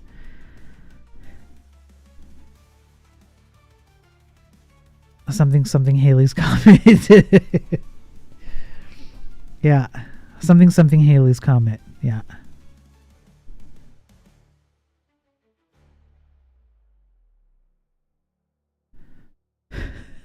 That's how it works. Okay. I'm going to call it. Overall, I streamed for several hours today, so I'm pretty happy with that. These fetuses on the internet don't know. No, they don't know anything. They don't know a damn thing.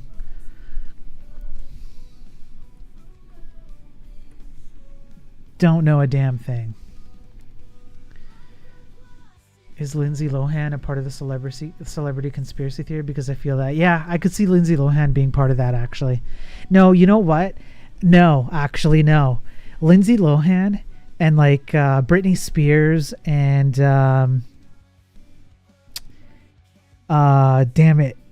Oh, what's her name? She married that country singer. Oh, what's her damn name? Banas. Gwen Stefani. Okay, her. They're still themselves. They never got replaced because they bought in. They're drinking the Kool-Aid. They're drinking the Kool-Aid. No, don't end. I just got here. Travis, good to see you, man. How you doing?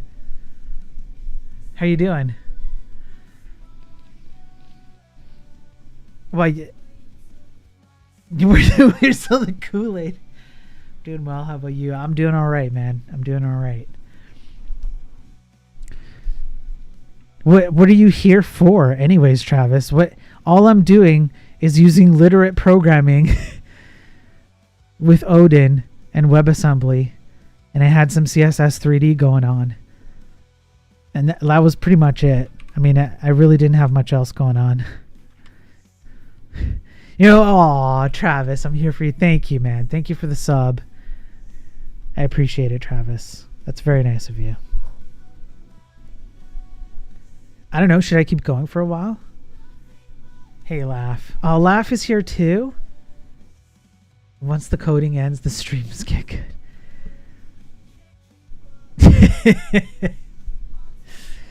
Yeah, Arvis pinned it. Yeah, once the coding ends, I mean...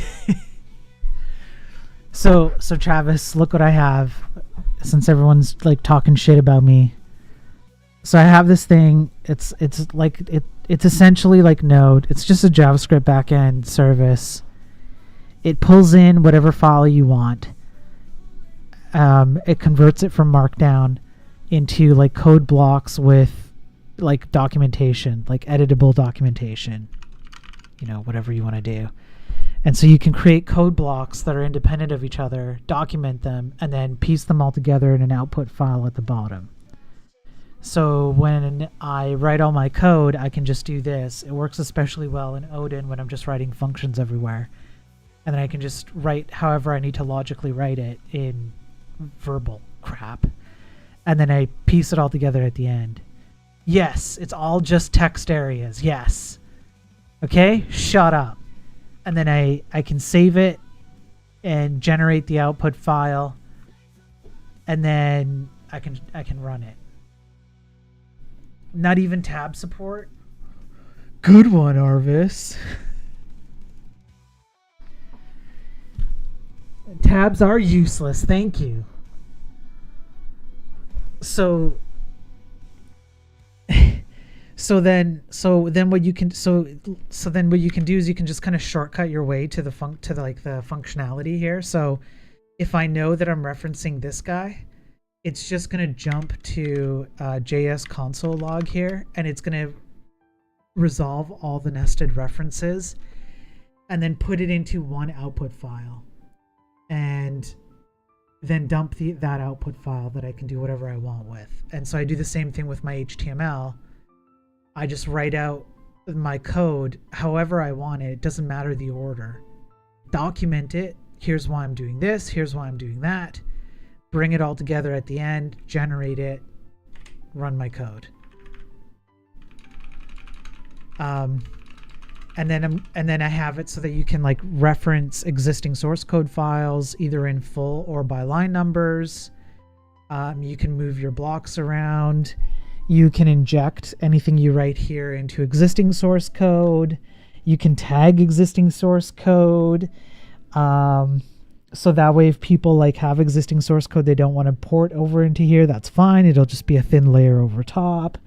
If people don't want to use this and they just want to edit in the source code, but you want to use this, you can do that. Nobody else has to use this. You can store the files that run this thing in your original repository or in a different repository. Eventually it's going to become like this thing. I'll show you what I'm talking about here. It'll become like this. It's like a CSS3D file manager project management system. You just open up like multiple tabs like down here, and then you can like go and like edit all of these different files. You can save them, you know, do whatever you want to do with them, generate them, yada yada, switch between them. You can open up an SSH window and then run shell commands. You can tie in. I don't have a build system tied into this one, but on another project I have an automated build system. So whenever I generate, it runs a shell command and automatically like builds my thing for me and then gives me the output on my web thing. When I need to go take a massive shit or a blue piss, then because I take like methyl whatever that guy on YouTube was saying, then I can just take my phone with me, sit on the can, open up my browser here, and just pick up where I left off and code away. So I'm making 5 coder. I don't know what that is. I think you are the streamer version of a comedian's comedian. Regular people don't find the appeal, but other comedians love you. You're a streamer. Thanks, Panda. I appreciate it. Honestly, I think space indentation fucks me way more than other tab indentation. I really like space indentation, Arvis. Shut the hell up. That's blasphemy. Get out. But you were talking about those kind of tabs. Oh yeah, then tabs. Yeah, tabs is in the character. I thought you meant like a tab bar at the top. Wait, so this can run Vim? Yes, it can run Vim. In the shell. I think I broke it because I was working on it 2 days ago. Like if I try and... Here's an SSH connection window. And then if I go like this and I enter... Can I get a directory listing? No, it's busted. I broke it. But yeah, you can create an SSH shell. It does an interactive terminal. And you can literally run Vim in here. I mean, I'm not joking. I've done it. So I use this to like connect to a work server that's remote. And I can have my local files and then my remote files in Windows here in CSS3D. And I can just like make them pop up. Like it kind of does it right now. Like, right? Just take focus, and then I have keyboard shortcuts to like switch between the focus on them. I probably just broke it with my SSH thing, but then that way I can kind of do like a mishmash of everything. I mean, I wouldn't complain about toilet-oriented programming. Yeah, skibbity programming. Skibbity. Jesus Christ, you've reinvented a windowing system. What is this? 1985 called. We've solved this problem already. But not on the browser, we haven't. Not on the browser. We haven't solved Windows on the browser. That goes to your like local file system. Look. Can your Windows browser can your regular browser do this? Yeah, I'm gonna make an OS and WASM. That's what this is. Your browser can't do this, can it? It can't. Yeah, I make you drink heavily because you didn't think of this idea and I did. I did. And you didn't. And now you're like, damn it. Why didn't I make it? As a non-webbo, it's baffling, but whatever.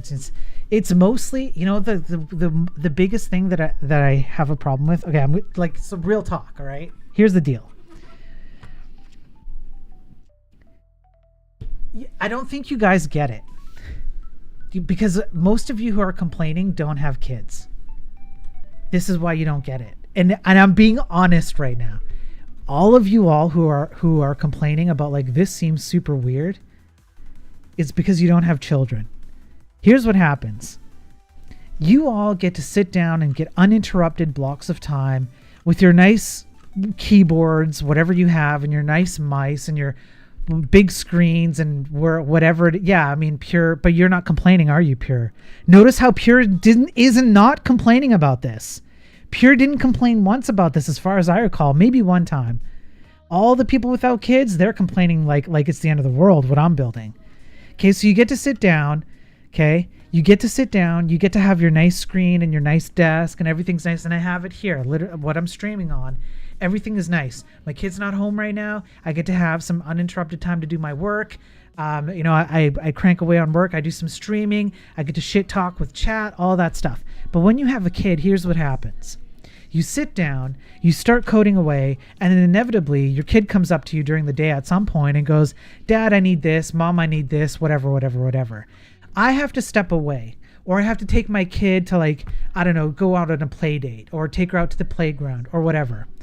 I can't bring my shit with me. I need to work. What am I going to do?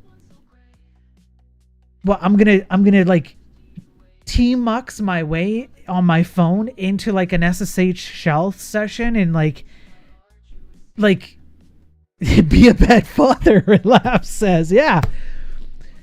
So I want to have as many of the things that I get on my desktop on my phone.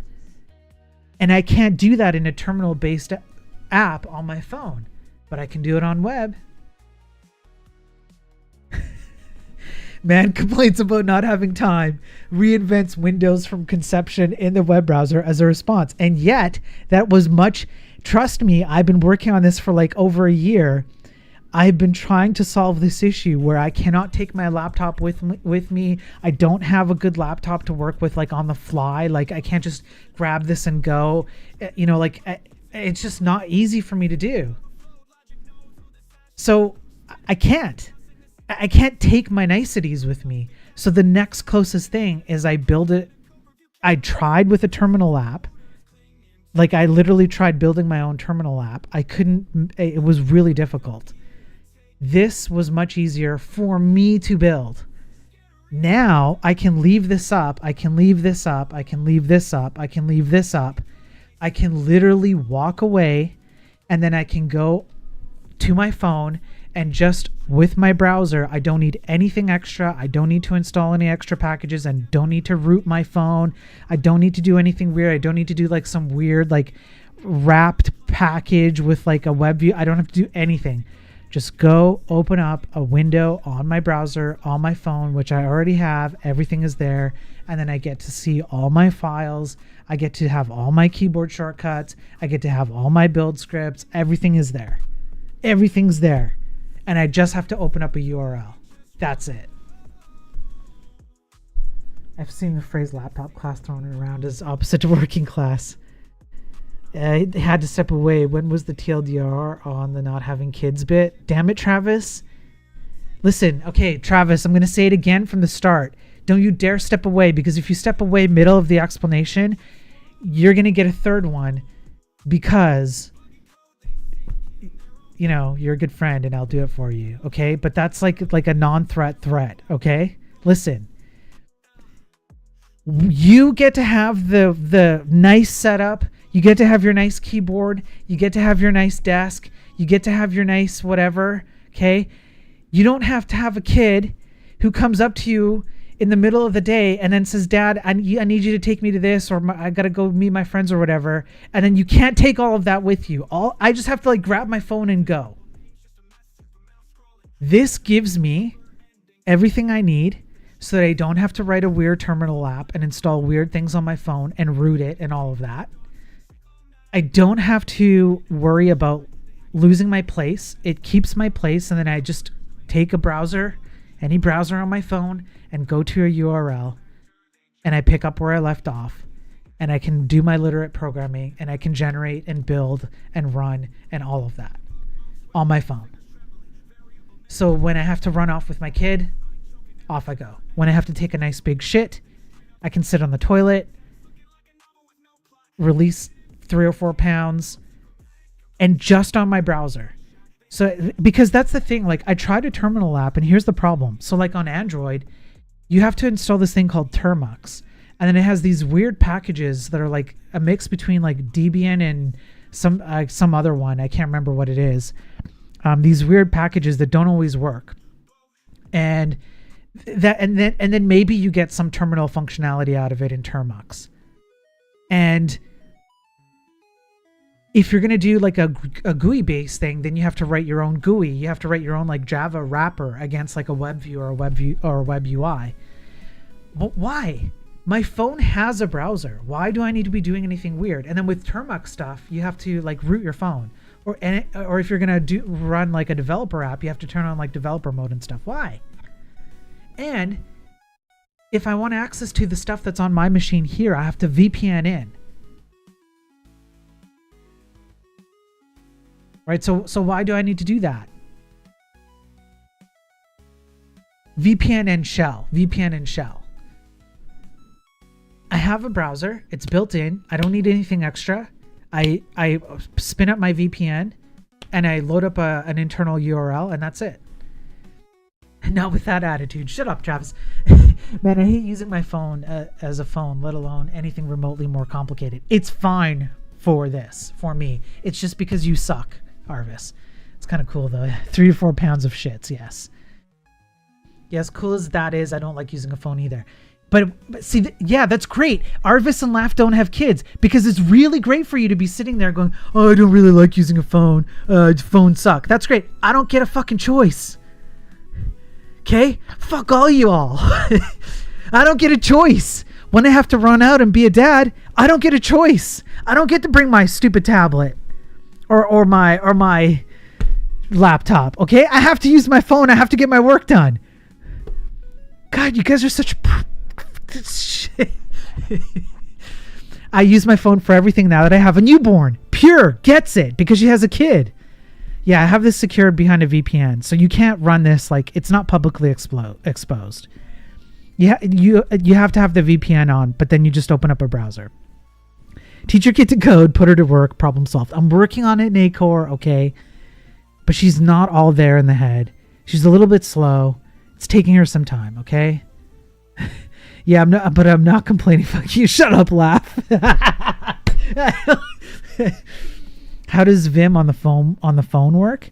Well, if you have Termux, it works. You have to install the package. So Termux with the packages that come with that version of Vim to work on Termux.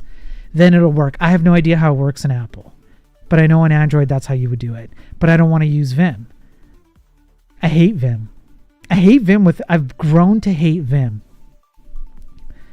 I said it was cool. I know you did laugh. I know. I bet you'd have a choice if you didn't leash yourself to specialized hardware using normal keyboard. I can't hold my $600 keyboard around. Yeah, I'm in shambles, Arvis. Listen, you need to enroll her in the Spiro Giga Chat, of course. I hope it adds buttons for modes and stuff. Vim sucks. Use Nano. Wow, such Vim hostility. Would be annoying to type commands and shit all the time. Yeah, I don't want to type commands. I don't like on a phone.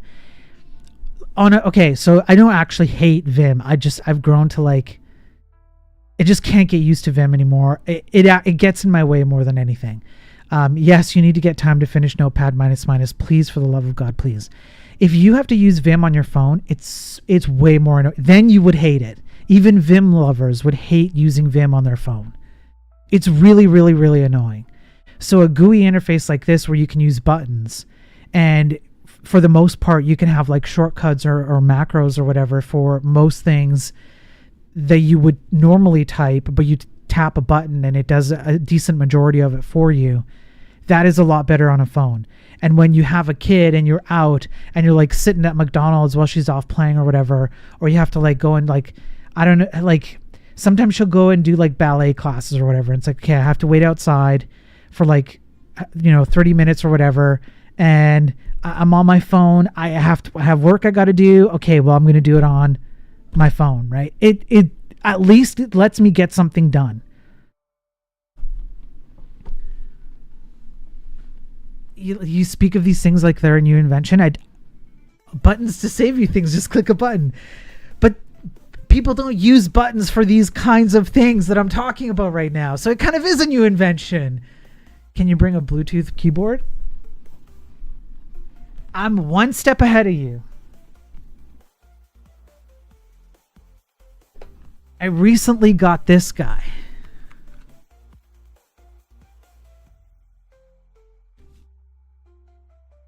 Okay. But this is almost as annoying to type on as pushing buttons on the screen. Almost. This is somewhat better. A t-shirt with a keyboard on it that actually functions. Yes. I bring this around, if I can remember to do it, I bring this around with my phone. Then I'm like, okay, a mixture between what I have here and this thing, I'm done. Like, I'm done. I can now work on my phone and not be slow as molasses. I can actually accomplish things. Am I as fast as sitting on like using like a proper editor and using a proper editor and a proper screen and stuff? No, obviously I'm not going to be as fast on my phone, even with this keyboard. It's not going to be as fast, but it is significantly better than having to do weird, connections and package installations on my phone and figuring out all the setup. I literally just have to VPN in, open up a browser, if I remember to bring this with me, pop this thing up, and use the exact same environment as I have here. Or here. And I get the exact same thing. And I can even run all my servers. Like this, I can literally call this from my phone browser and run the game. It'll run everything on there. So I just leave this open. Hey, Dad, we gotta go. Crap. Grab my phone, grab the keyboard, off I go. If I can remember to grab a keyboard. I find this a reasonable solution. It's better than what it was before, which is I'm like sitting there this is what I was doing before. I was doing remote desktop from my phone. And remote desktop is almost purely tap the thing on the screen. That's what remote desktop on your phone is. It doesn't really give you a very good keyboard option at all. And it's really awkward when it does. So compared to that, this is way better. This whole setup appeals to my interests. Well, maybe then I'll clean this up. And you can give it a shot for yourself, Pure. And this is all local stuff. Like, it doesn't expose anything publicly. You just run this locally. You don't have to do anything public with it. You will use it because it's not ortholinear ergonomic curve to the profile of the hands carved by a lonely old man from Finland deep in the woods for the last 10 years. Yeah. Yeah, remote desktop from the phone is the worst experience possible. It's terrible. It's hard to deal with, Pure. Yeah. Yeah, one-on-one mapping of touch sucks. Yeah. Sell it and make the money. I mean, Shreyas was on here earlier and he said he thought this literate programming idea actually could go somewhere, because I've actually answered, I think, every problem that every programmer has ever come up against with literate programming. Yeah, but what about existing code bases? Yeah, but what about people who don't want to use literate programming? Yeah, but what if I only want to do this? Yeah, but what if I want to like pull a little bit from there and a little bit from here? Things like this, I've solved it all. It's all solved. So like maybe like my visual grid editor, I just need to clean this up and, put a few bucks on it and people can use it. Because it's certainly really handy for me. It saves me a hell of a lot of time every day. And like having all this documentation, so like what was really nice, I'm mostly talking to Travis at this point. The rest of y'all can fuck off. I'm just kidding. What was really nice is I hadn't looked at this Odin code in a few weeks. I just popped this open and I read it. I just read what I had done. So like you'll note that we pass a raw pointer, which is in our case blah blah blah blah blah. Right. Next we define the usage very specifically of console log. We buffer up to 4096 individual U8 characters. That helps me remember why I did it. When interacting with an NPC, we initiate a scene almost always, if not always, blah, blah, blah. Okay, now I remember why I did this code, right? This code might be like in a very weird place ultimately, but at least I remember why I did this. I mean, this product wouldn't work for me because I practice illiterate programming. Yeah, I know.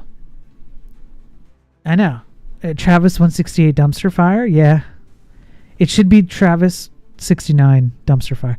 Travis 69 plus 9 E's dumpster fire. That's what it should be.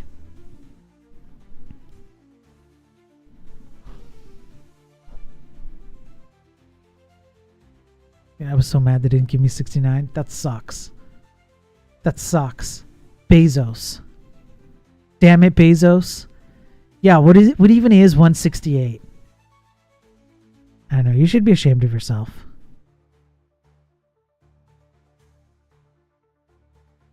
I expected Twitch to give me 69. Yeah, well. Apparently, you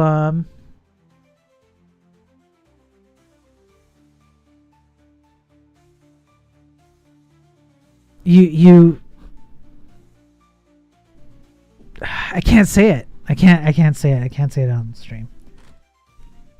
You didn't suck enough of that Bezos peen, okay? There, I said it.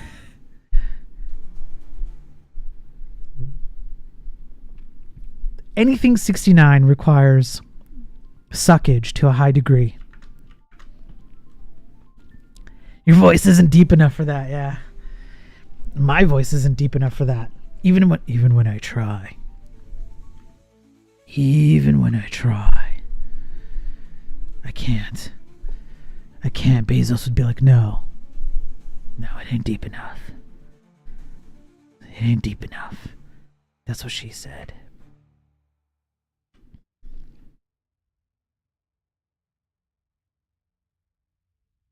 That's at least shit.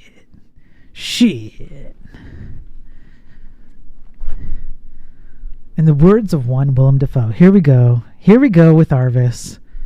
There was a firefight.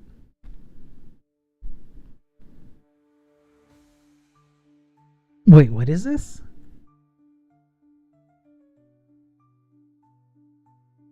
What is this in reference to?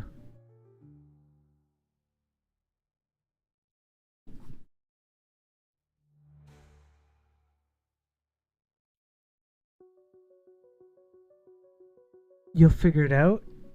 Okay, let me... Hang on. Great, this is going to be in my search history now. Oh, Boondock Saints.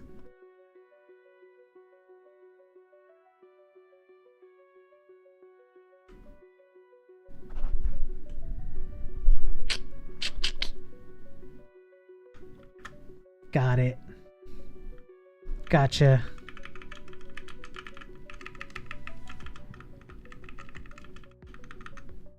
I gotcha.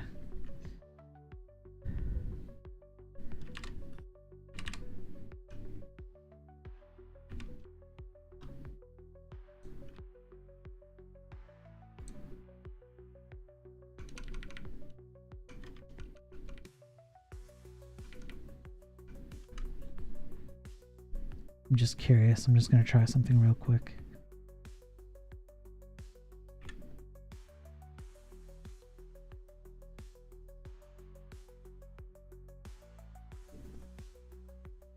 No, won't work.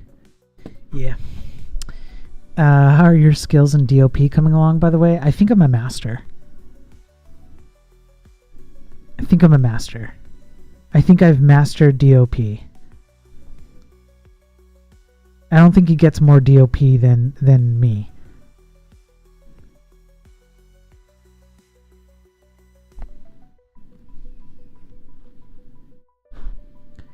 Master D's, master of DOP. What? No way.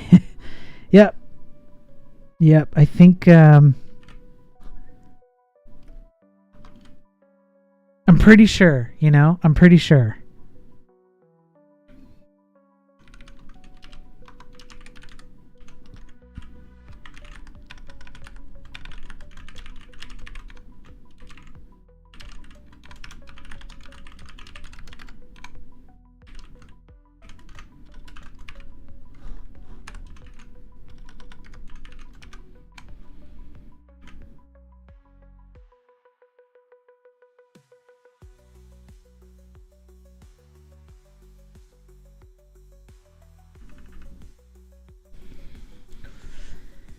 He's out doping us all. I coined the term. I'm not even master of DOP. Moved on to TOP, whatever TOP is.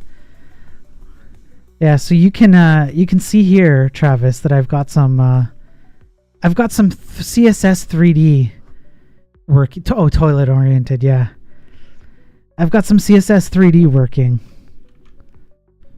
It's pretty cool, because I wonder if I can just I wonder if I could do this real quick.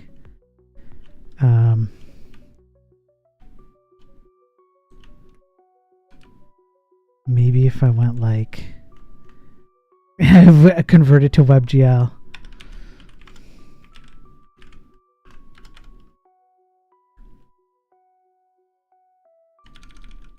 I'm gonna.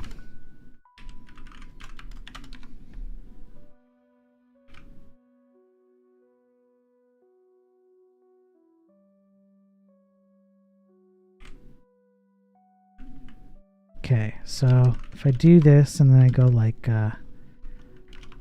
yeah. So essentially what I'm going to do is just to do something simple to get the ball rolling. I'm going to take the viewport, which is like the... here, like, I think I've shown you this. It'd be like... Where's the image? Open image in new tab. Damn it, that's not a very big image, is it? Here we go. So it'd be like taking the plane. Old Mode 7 games. I don't know what that is. You have to send me a link. So this will be like the floor will just be the viewport. Not this. Here. And so you'll just kind of angle it. So the camera's kind of looking at like a kind of like an offset view. And then these individual tiles, because they're just tiles. Oh, yeah, okay, mode 7. Yeah, I remember now. I'll just flip them up. I'll just like counter rotate them. And so it'll look like Octopath Traveler. Yeah, I remember now. It's some of the racing games did this, right? I'm pretty sure there were some racing games that did it. Let's see. Do they have a list of games that use this? Yeah. Yeah, NHL Stanley Cup did this. That's right. I remember that. Final Fantasy VI did it for Overworld. That's right. For Flying in the Blimp. I remember that. Yeah, it's been a long time, okay? It's been a long time. Many of the greatest SNES games. Yeah. Yeah. Yeah, so it'll be kind of like that. You're right, Travis. It is kind of like that. You're taking a 2D plane and you're just... I mean, it is rotating it. Like, whenever you do this, you're triggering the GPU. So the browser will trigger GPU acceleration. Yeah, Airship. That's right, Pure. Oh, man. Good times. Final Fantasy VI Airship. Final Fantasy 3-6 Airship. That was fun.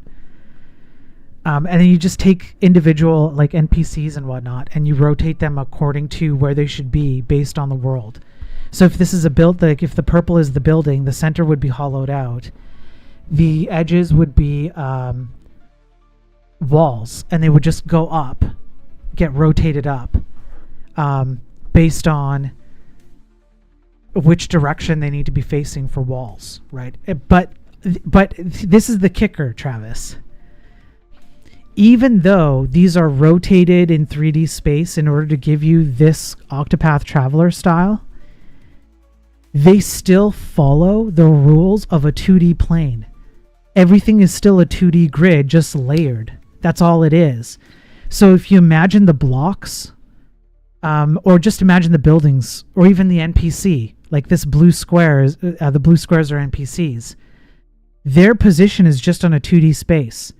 It's just that you've taken them and rotated them upward so that they have like a, they'll be facing you. I don't even know if I could, like, I'm sure I could do it to, yeah, I could pick just like the very first, whatever, the very first tile and just rotate it.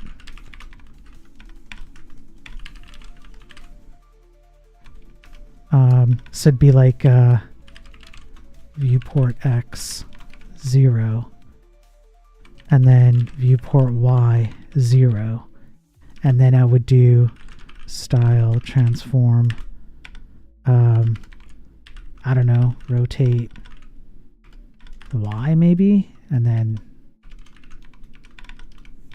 something like this, I think.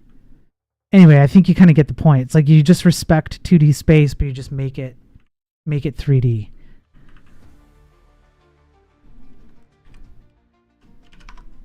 Yeah, it kind of did it. It kind of did it here. It kind of rotated it over. Hang on. If I go and do just a little bit more of a rotation, let's say I did like, let's say I did, I don't know, 80.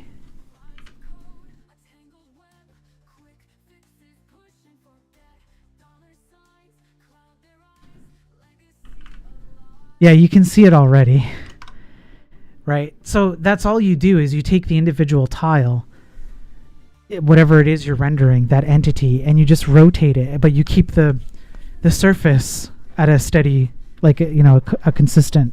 It just stays that way. So your camera looks at the floor, and then all your entities look at your camera, and so then you have like Octopath Traveler style, but with CSS3D. And then what you can do is you can trigger that off and on, because all you do is you remove the transforms with a button press. So if somebody's on their phone or whatever running this game and they don't like the 3D style, it turns it off, and then it just goes back to 2D top mode. Hey Spike, good to see you. Can I have mod? Why do you need mod? Why do you want mod? What do you want to do with mod, Spike? That's an interesting question to ask. That was a joke. I see pseudo 3D, nice progress. I'm currently learning Colmac DH. See how easy they fold. All you have to do is press them. How you doing, Spike? Currently learning Colmac DH. How are you finding it? 3D OS then in the browser. Yeah, well that's what this is. This is CSS3D. It's literally just a transform on the Z index, on the Z plane. And I used to have them so that whatever was focused would pop in like this, and then the windows behind would like go out and kind of like rotate outwards. Like they'd rotate so they were like skinnier on screen. They take up less space. That's all CSS3D. But it works really nice on a phone. Windows actually doesn't really work well on a phone. Like having Windows on a phone is not a very good experience on a phone, at least not for me. I prefer, I'm looking at one thing usually on the phone. I want everything else to go away, so this will do it. I'm still waiting for a kernel level VR OS, infinite screens. Yeah. Arduous but comfortable. That's good, Spike. That's good. Windows doesn't work well on any device. Not really, no. Maybe if you're doing something, like in some cases maybe it works when you need to have multiple contexts running, but usually you don't. At least not with programming. I don't think you actually need to have a bunch of contacts running. So I just wanted to make these go out and whatever. Windows XP works well. Okay, yeah, I have to admit Windows XP was like peak Windows. I'm sorry, I'm just going to say it. XP was peak Windows. There never was and never will be a better Windows operating system than XP. And even my my UI here is based on like 98. But I'm gonna do XP. I'm going to bring XP CSS into this, and it's all going to be Windows XP.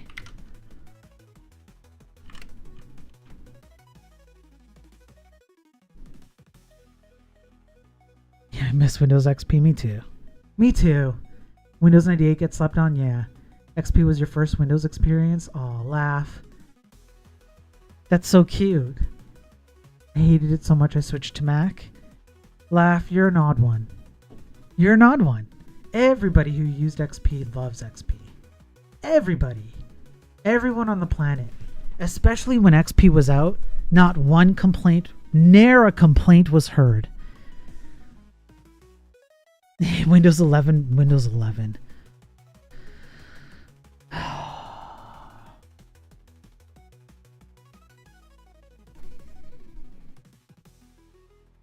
Yeah. Arc, Amiga, those are all Mac. Those are all better alternatives to Windows 11. It's true.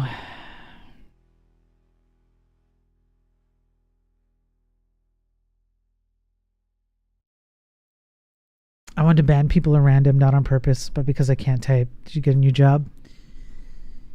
2000, my dad got us a PC for Christmas. Nice. A literal dog shit on the side of the road is a better alternative to Windows 11. Yep. I haven't got a new job. I just have contract work, which I'm happy with. I say just have, but what I mean is that I'm not like an employee. I'm not an employee. I'm a contractor. There's enough work to keep me going. Bills are getting paid. Family gets food on the table. it's a lot of work. So I'm working really hard. I'm putting in some long hours, but hey, I'll take it. It's good. You know, it's good work. I'm happy with it. Oh yeah, how did that go, Laugh? The interview for the job. I'll stay for a few more minutes and then I'm gonna go, because that reminds me that I do have to go get some work done.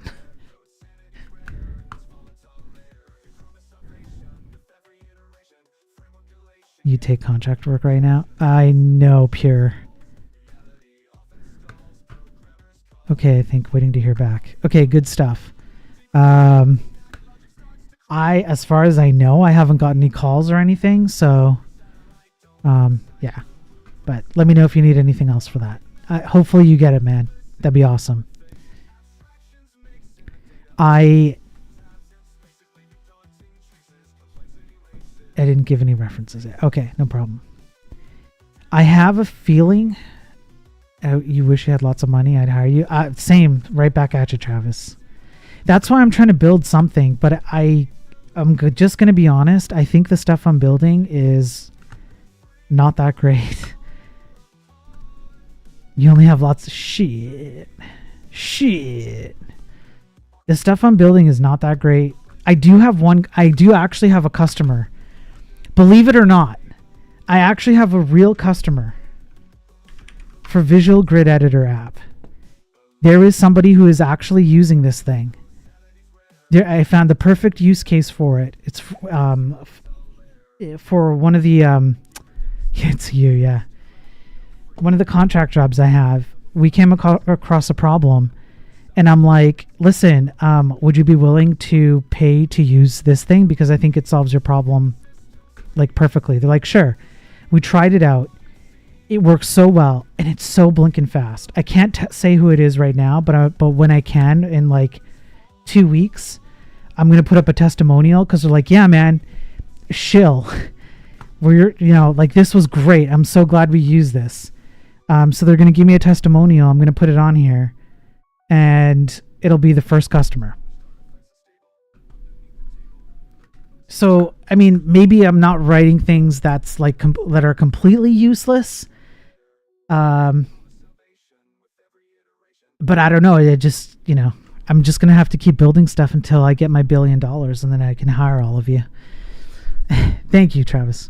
I'm an intern, moved to Silicon Valley. Bills are not being paid. Yeah, well, yeah. No, it's your job to make the billions? No, I want to make the billions. No, Travis.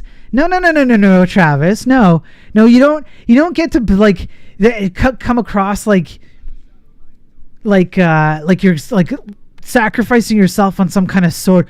Oh, I'll make the billions and I'll hire you.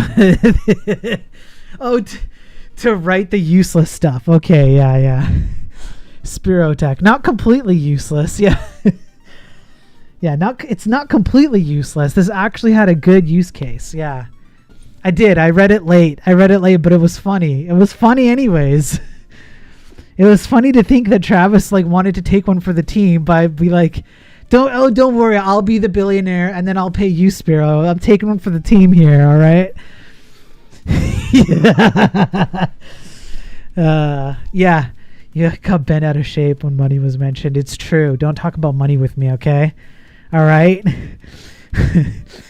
That's kind of an epic tagline. Yeah, it is. It's a good tagline. When you're a billionaire, expect to be hired. Done.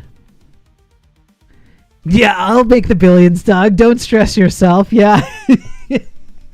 You just focus on being a peasant. I'll focus on the things that make the real money. And then I'll come save your ass.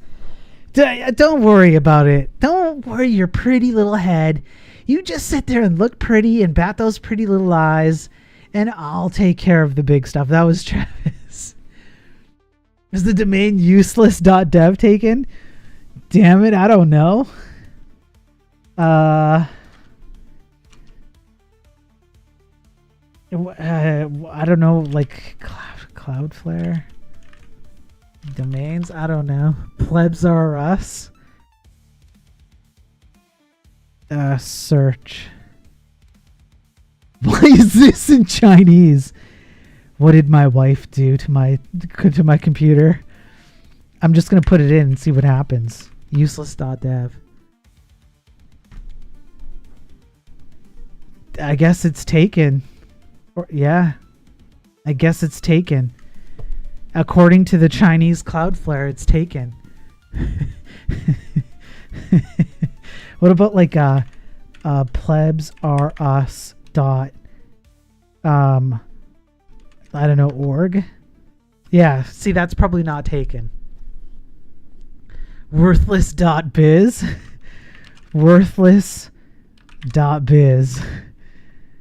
Hey, guess what? Chinese Cloudflare tells us it's open. Should we start one? Why is Random Hat 15K? I don't know why Random Hat's 15K. Useless.ai is available for this. Yeah, is it? Okay, useless.ai. I don't see it on here, but maybe because sometimes these registrars don't show all the different domain variations, especially on Chinese Cloudflare. Let me go over to this guy who I definitely have no affiliation with and is definitely not the company that is using the Visual Grid Editor app. Definitely not. Okay. It definitely did not build this website for them. Definitely not. That might change in 2 weeks, but it's definitely not me. Oh no, these are just TLDs. These aren't registrars though. Yeah, let's go to Namecheap. I should have known better. I built the damn thing and I completely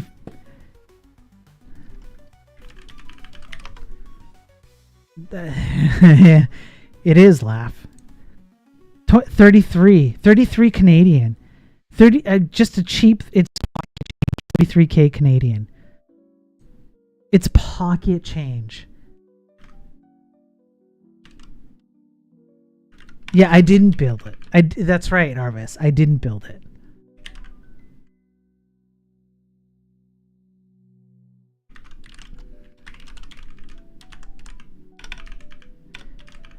Not completely useless.app. It's pleb change, yeah. Not completely useless app. 25 bucks. It's pocket change for a billionaire. So if you see yourself ahead, I'm not paying for $130 for a website ever. I will just change my business name. That's less than a Thor hype train. Don't get me started on the Thor hype trains. That was money down the drain. I should never have spent that money. Like the last person who needed it was that guy.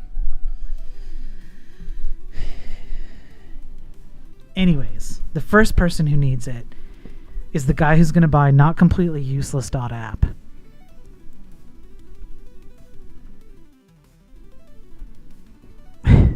Yeah, I didn't know. I'll tell you about it another time, laugh. I helped Thor get like his third hype train record with what's his name on here? Axolotl, who I need to check in on. I need to see how he's doing. Anyway, I guess the moral of the story is I should just like package some things up and actually try and sell them, because maybe a few people will actually buy something, and then I'm a like $200, maybe $300 on my way to being a billionaire. Good point. I haven't seen him on Discord for a while. Yeah, I haven't heard from him in a bit. Yeah, these ads are killing. I can't like, I don't know what to do about these Twitch ads.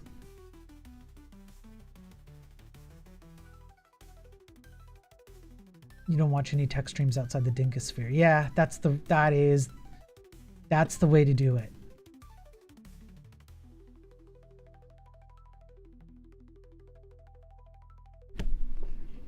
I don't know, Pure. I don't know what to do about these ads, because it forces you to like do this weird thing.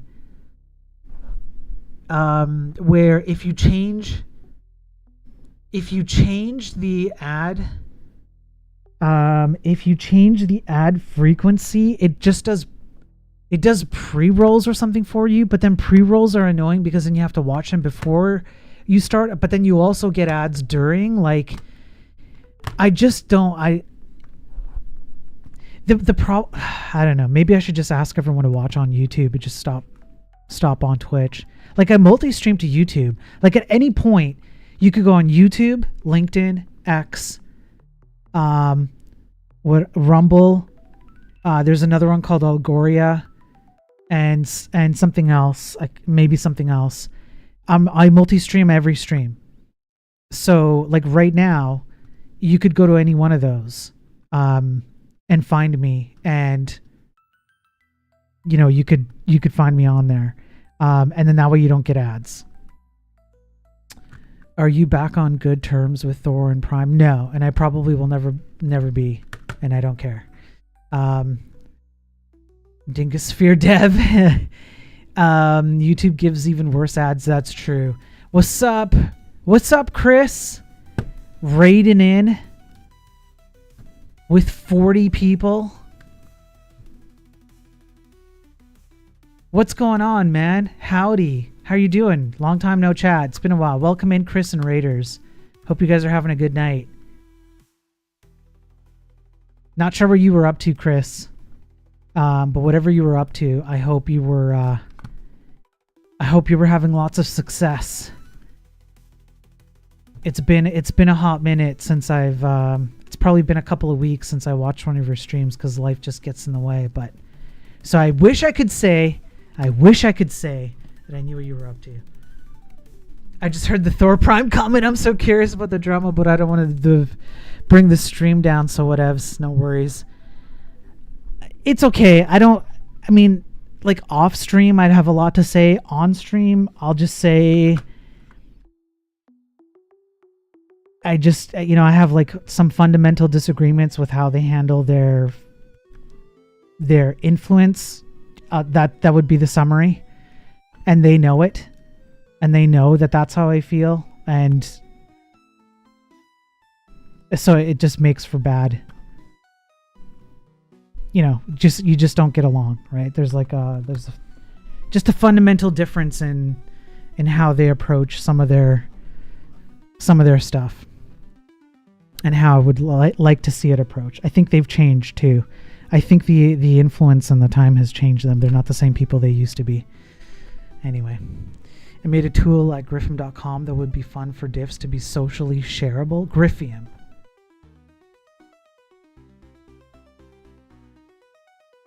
I know you have been working on this thing.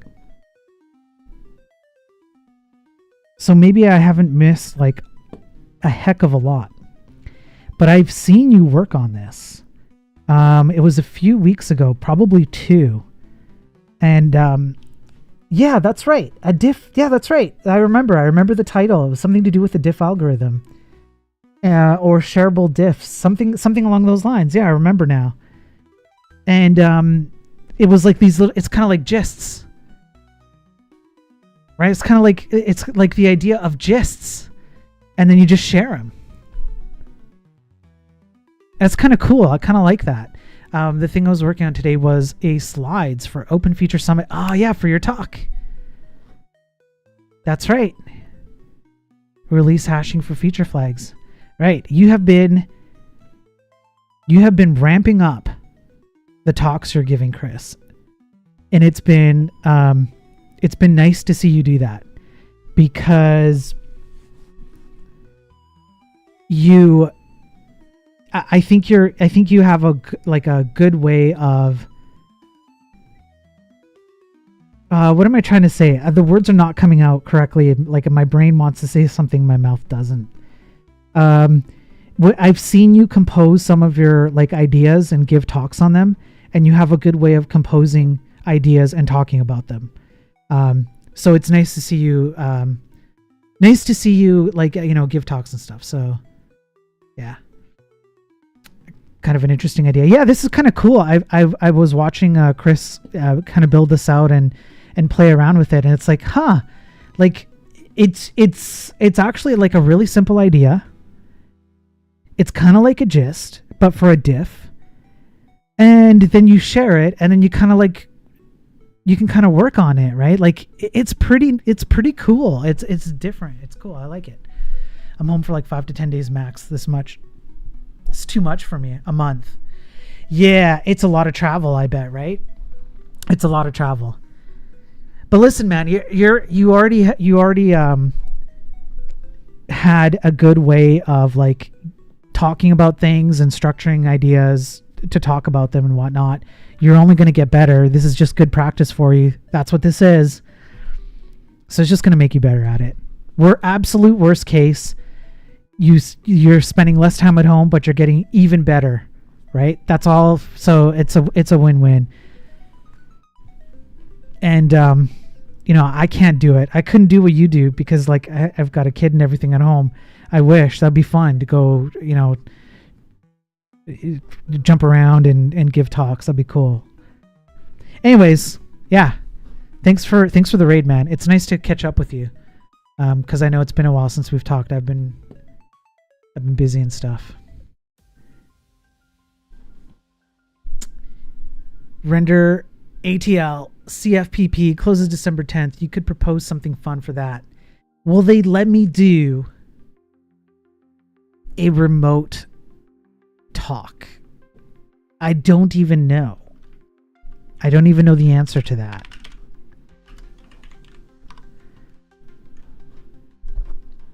If they would let me do a remote talk, it's Atlanta, Georgia. JS Nation does? Yeah. That's the problem. It's hard for me to escape where I am. And this is exactly during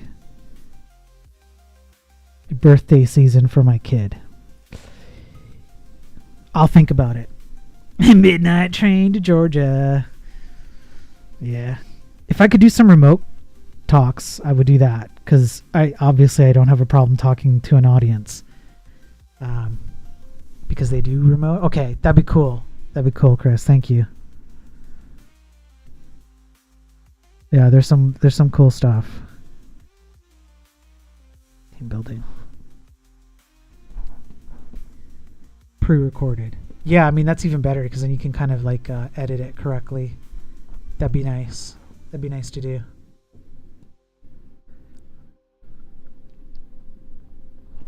Anyways. Thanks again, Chris. Thanks for the raid. Unfortunately, I've been kind of like thinking about ending the stream because I did a few hours in the morning and then I did a few hours in the evening, which is what it is now. So I was thinking about ending the stream. But in case you're here from Chris's stream, welcome in. For the most part, I haven't streamed in a long time. This is the first day I've streamed in a few months. Thanks, Chris. Thanks. Yeah, I don't know how to end streams. It's like quitting Vim. There's no way out. There's no way out. I'm using this Literate programming tool that I've built. It's just like you just write like a very structured set of documentation with your code base, and then I'm using Odin to compile to WASM, and then I use JavaScript with that WASM to render a video game, and I'm going to use CSS3D to give it a 3D effect. That's usually what I work on stream. I had to take a few months off because I was unemployed and I was finding work and I was working my butt off, and things are starting to level out. So I'm gonna come back to working on this because it's fun, and yeah. So for all the raiders who came in here from Chris's stream, that's mostly what I'm working on. And then I was showing people this thing I built, this visual grid editor, and how I actually have a real customer for it, which is pretty cool. I was proudly boasting about my actual customer, my one customer. And then yes, closer to Christmas, I'm going to do a 72-hour stream because these other tech streamers are plebs. They don't know how to do long streams. I'm the master. They can't end when they never start. That's true, Nacor.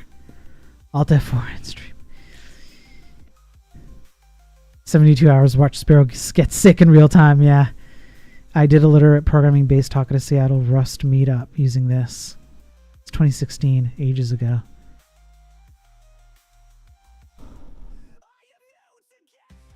Markdown based. Okay, I'll have to check this out. Because what I've seen is developers who use literate programming have like a million complaints with it. And I think I've solved all of the complaints. You can reference existing source code and pull it in. You can inject into existing source code. You can generate source code from this file. You can break apart your file, like have a different repository for this than the source code that it generates from, or you can put them all in one place. That means that one programmer doesn't have to use this. The other program can use this. This will convert from Markdown to HTML and vice versa.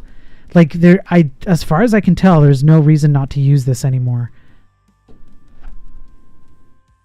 I don't know if we go total hours streamed. I think we're all rounding errors compared to Chris. Yeah, we're all rounding errors. Yeah. If you're going to do a talk, I'm going to shill Odin even more, so you do the talk on that. I should shill Odin. Basically, you edit the Markdown or Rust. It will sync the Rust and Markdown with each other. Yeah, okay. Yeah, so you're doing essentially the same thing.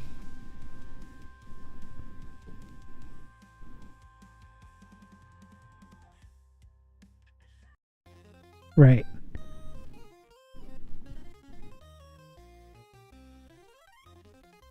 Okay, I'm going to have to take a look at this. Yeah. You saw a program called Squarespace. I don't think we need programmers anymore. Nakor's right. Nakor's right. We're done. Stream 2,500 hours per year. Gaming stream is actually more. Damn, that's a lot of hours. I do not stream anywhere near that much. You guys are crazy.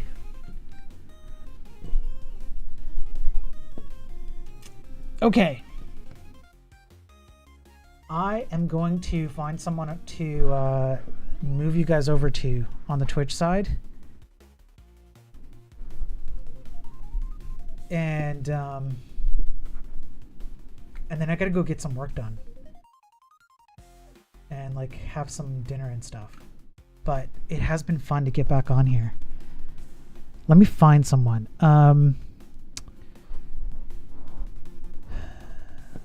Godot, Twitch bot, 3D modeling, UE6, random projects in Rust, C++ game dev. It's been so long, I don't know who some of these people are. LeetCode, Erlang. Erlang might be fine. C++ again.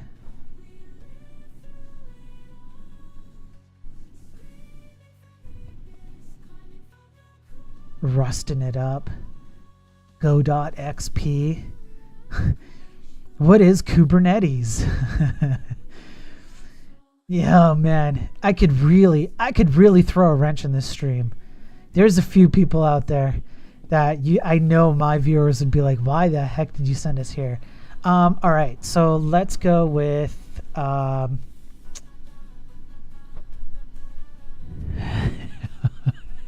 I have one I really want to do it, but I won't do it. Okay, let's go with someone's doing N64 game dev, which looks somewhat interesting here.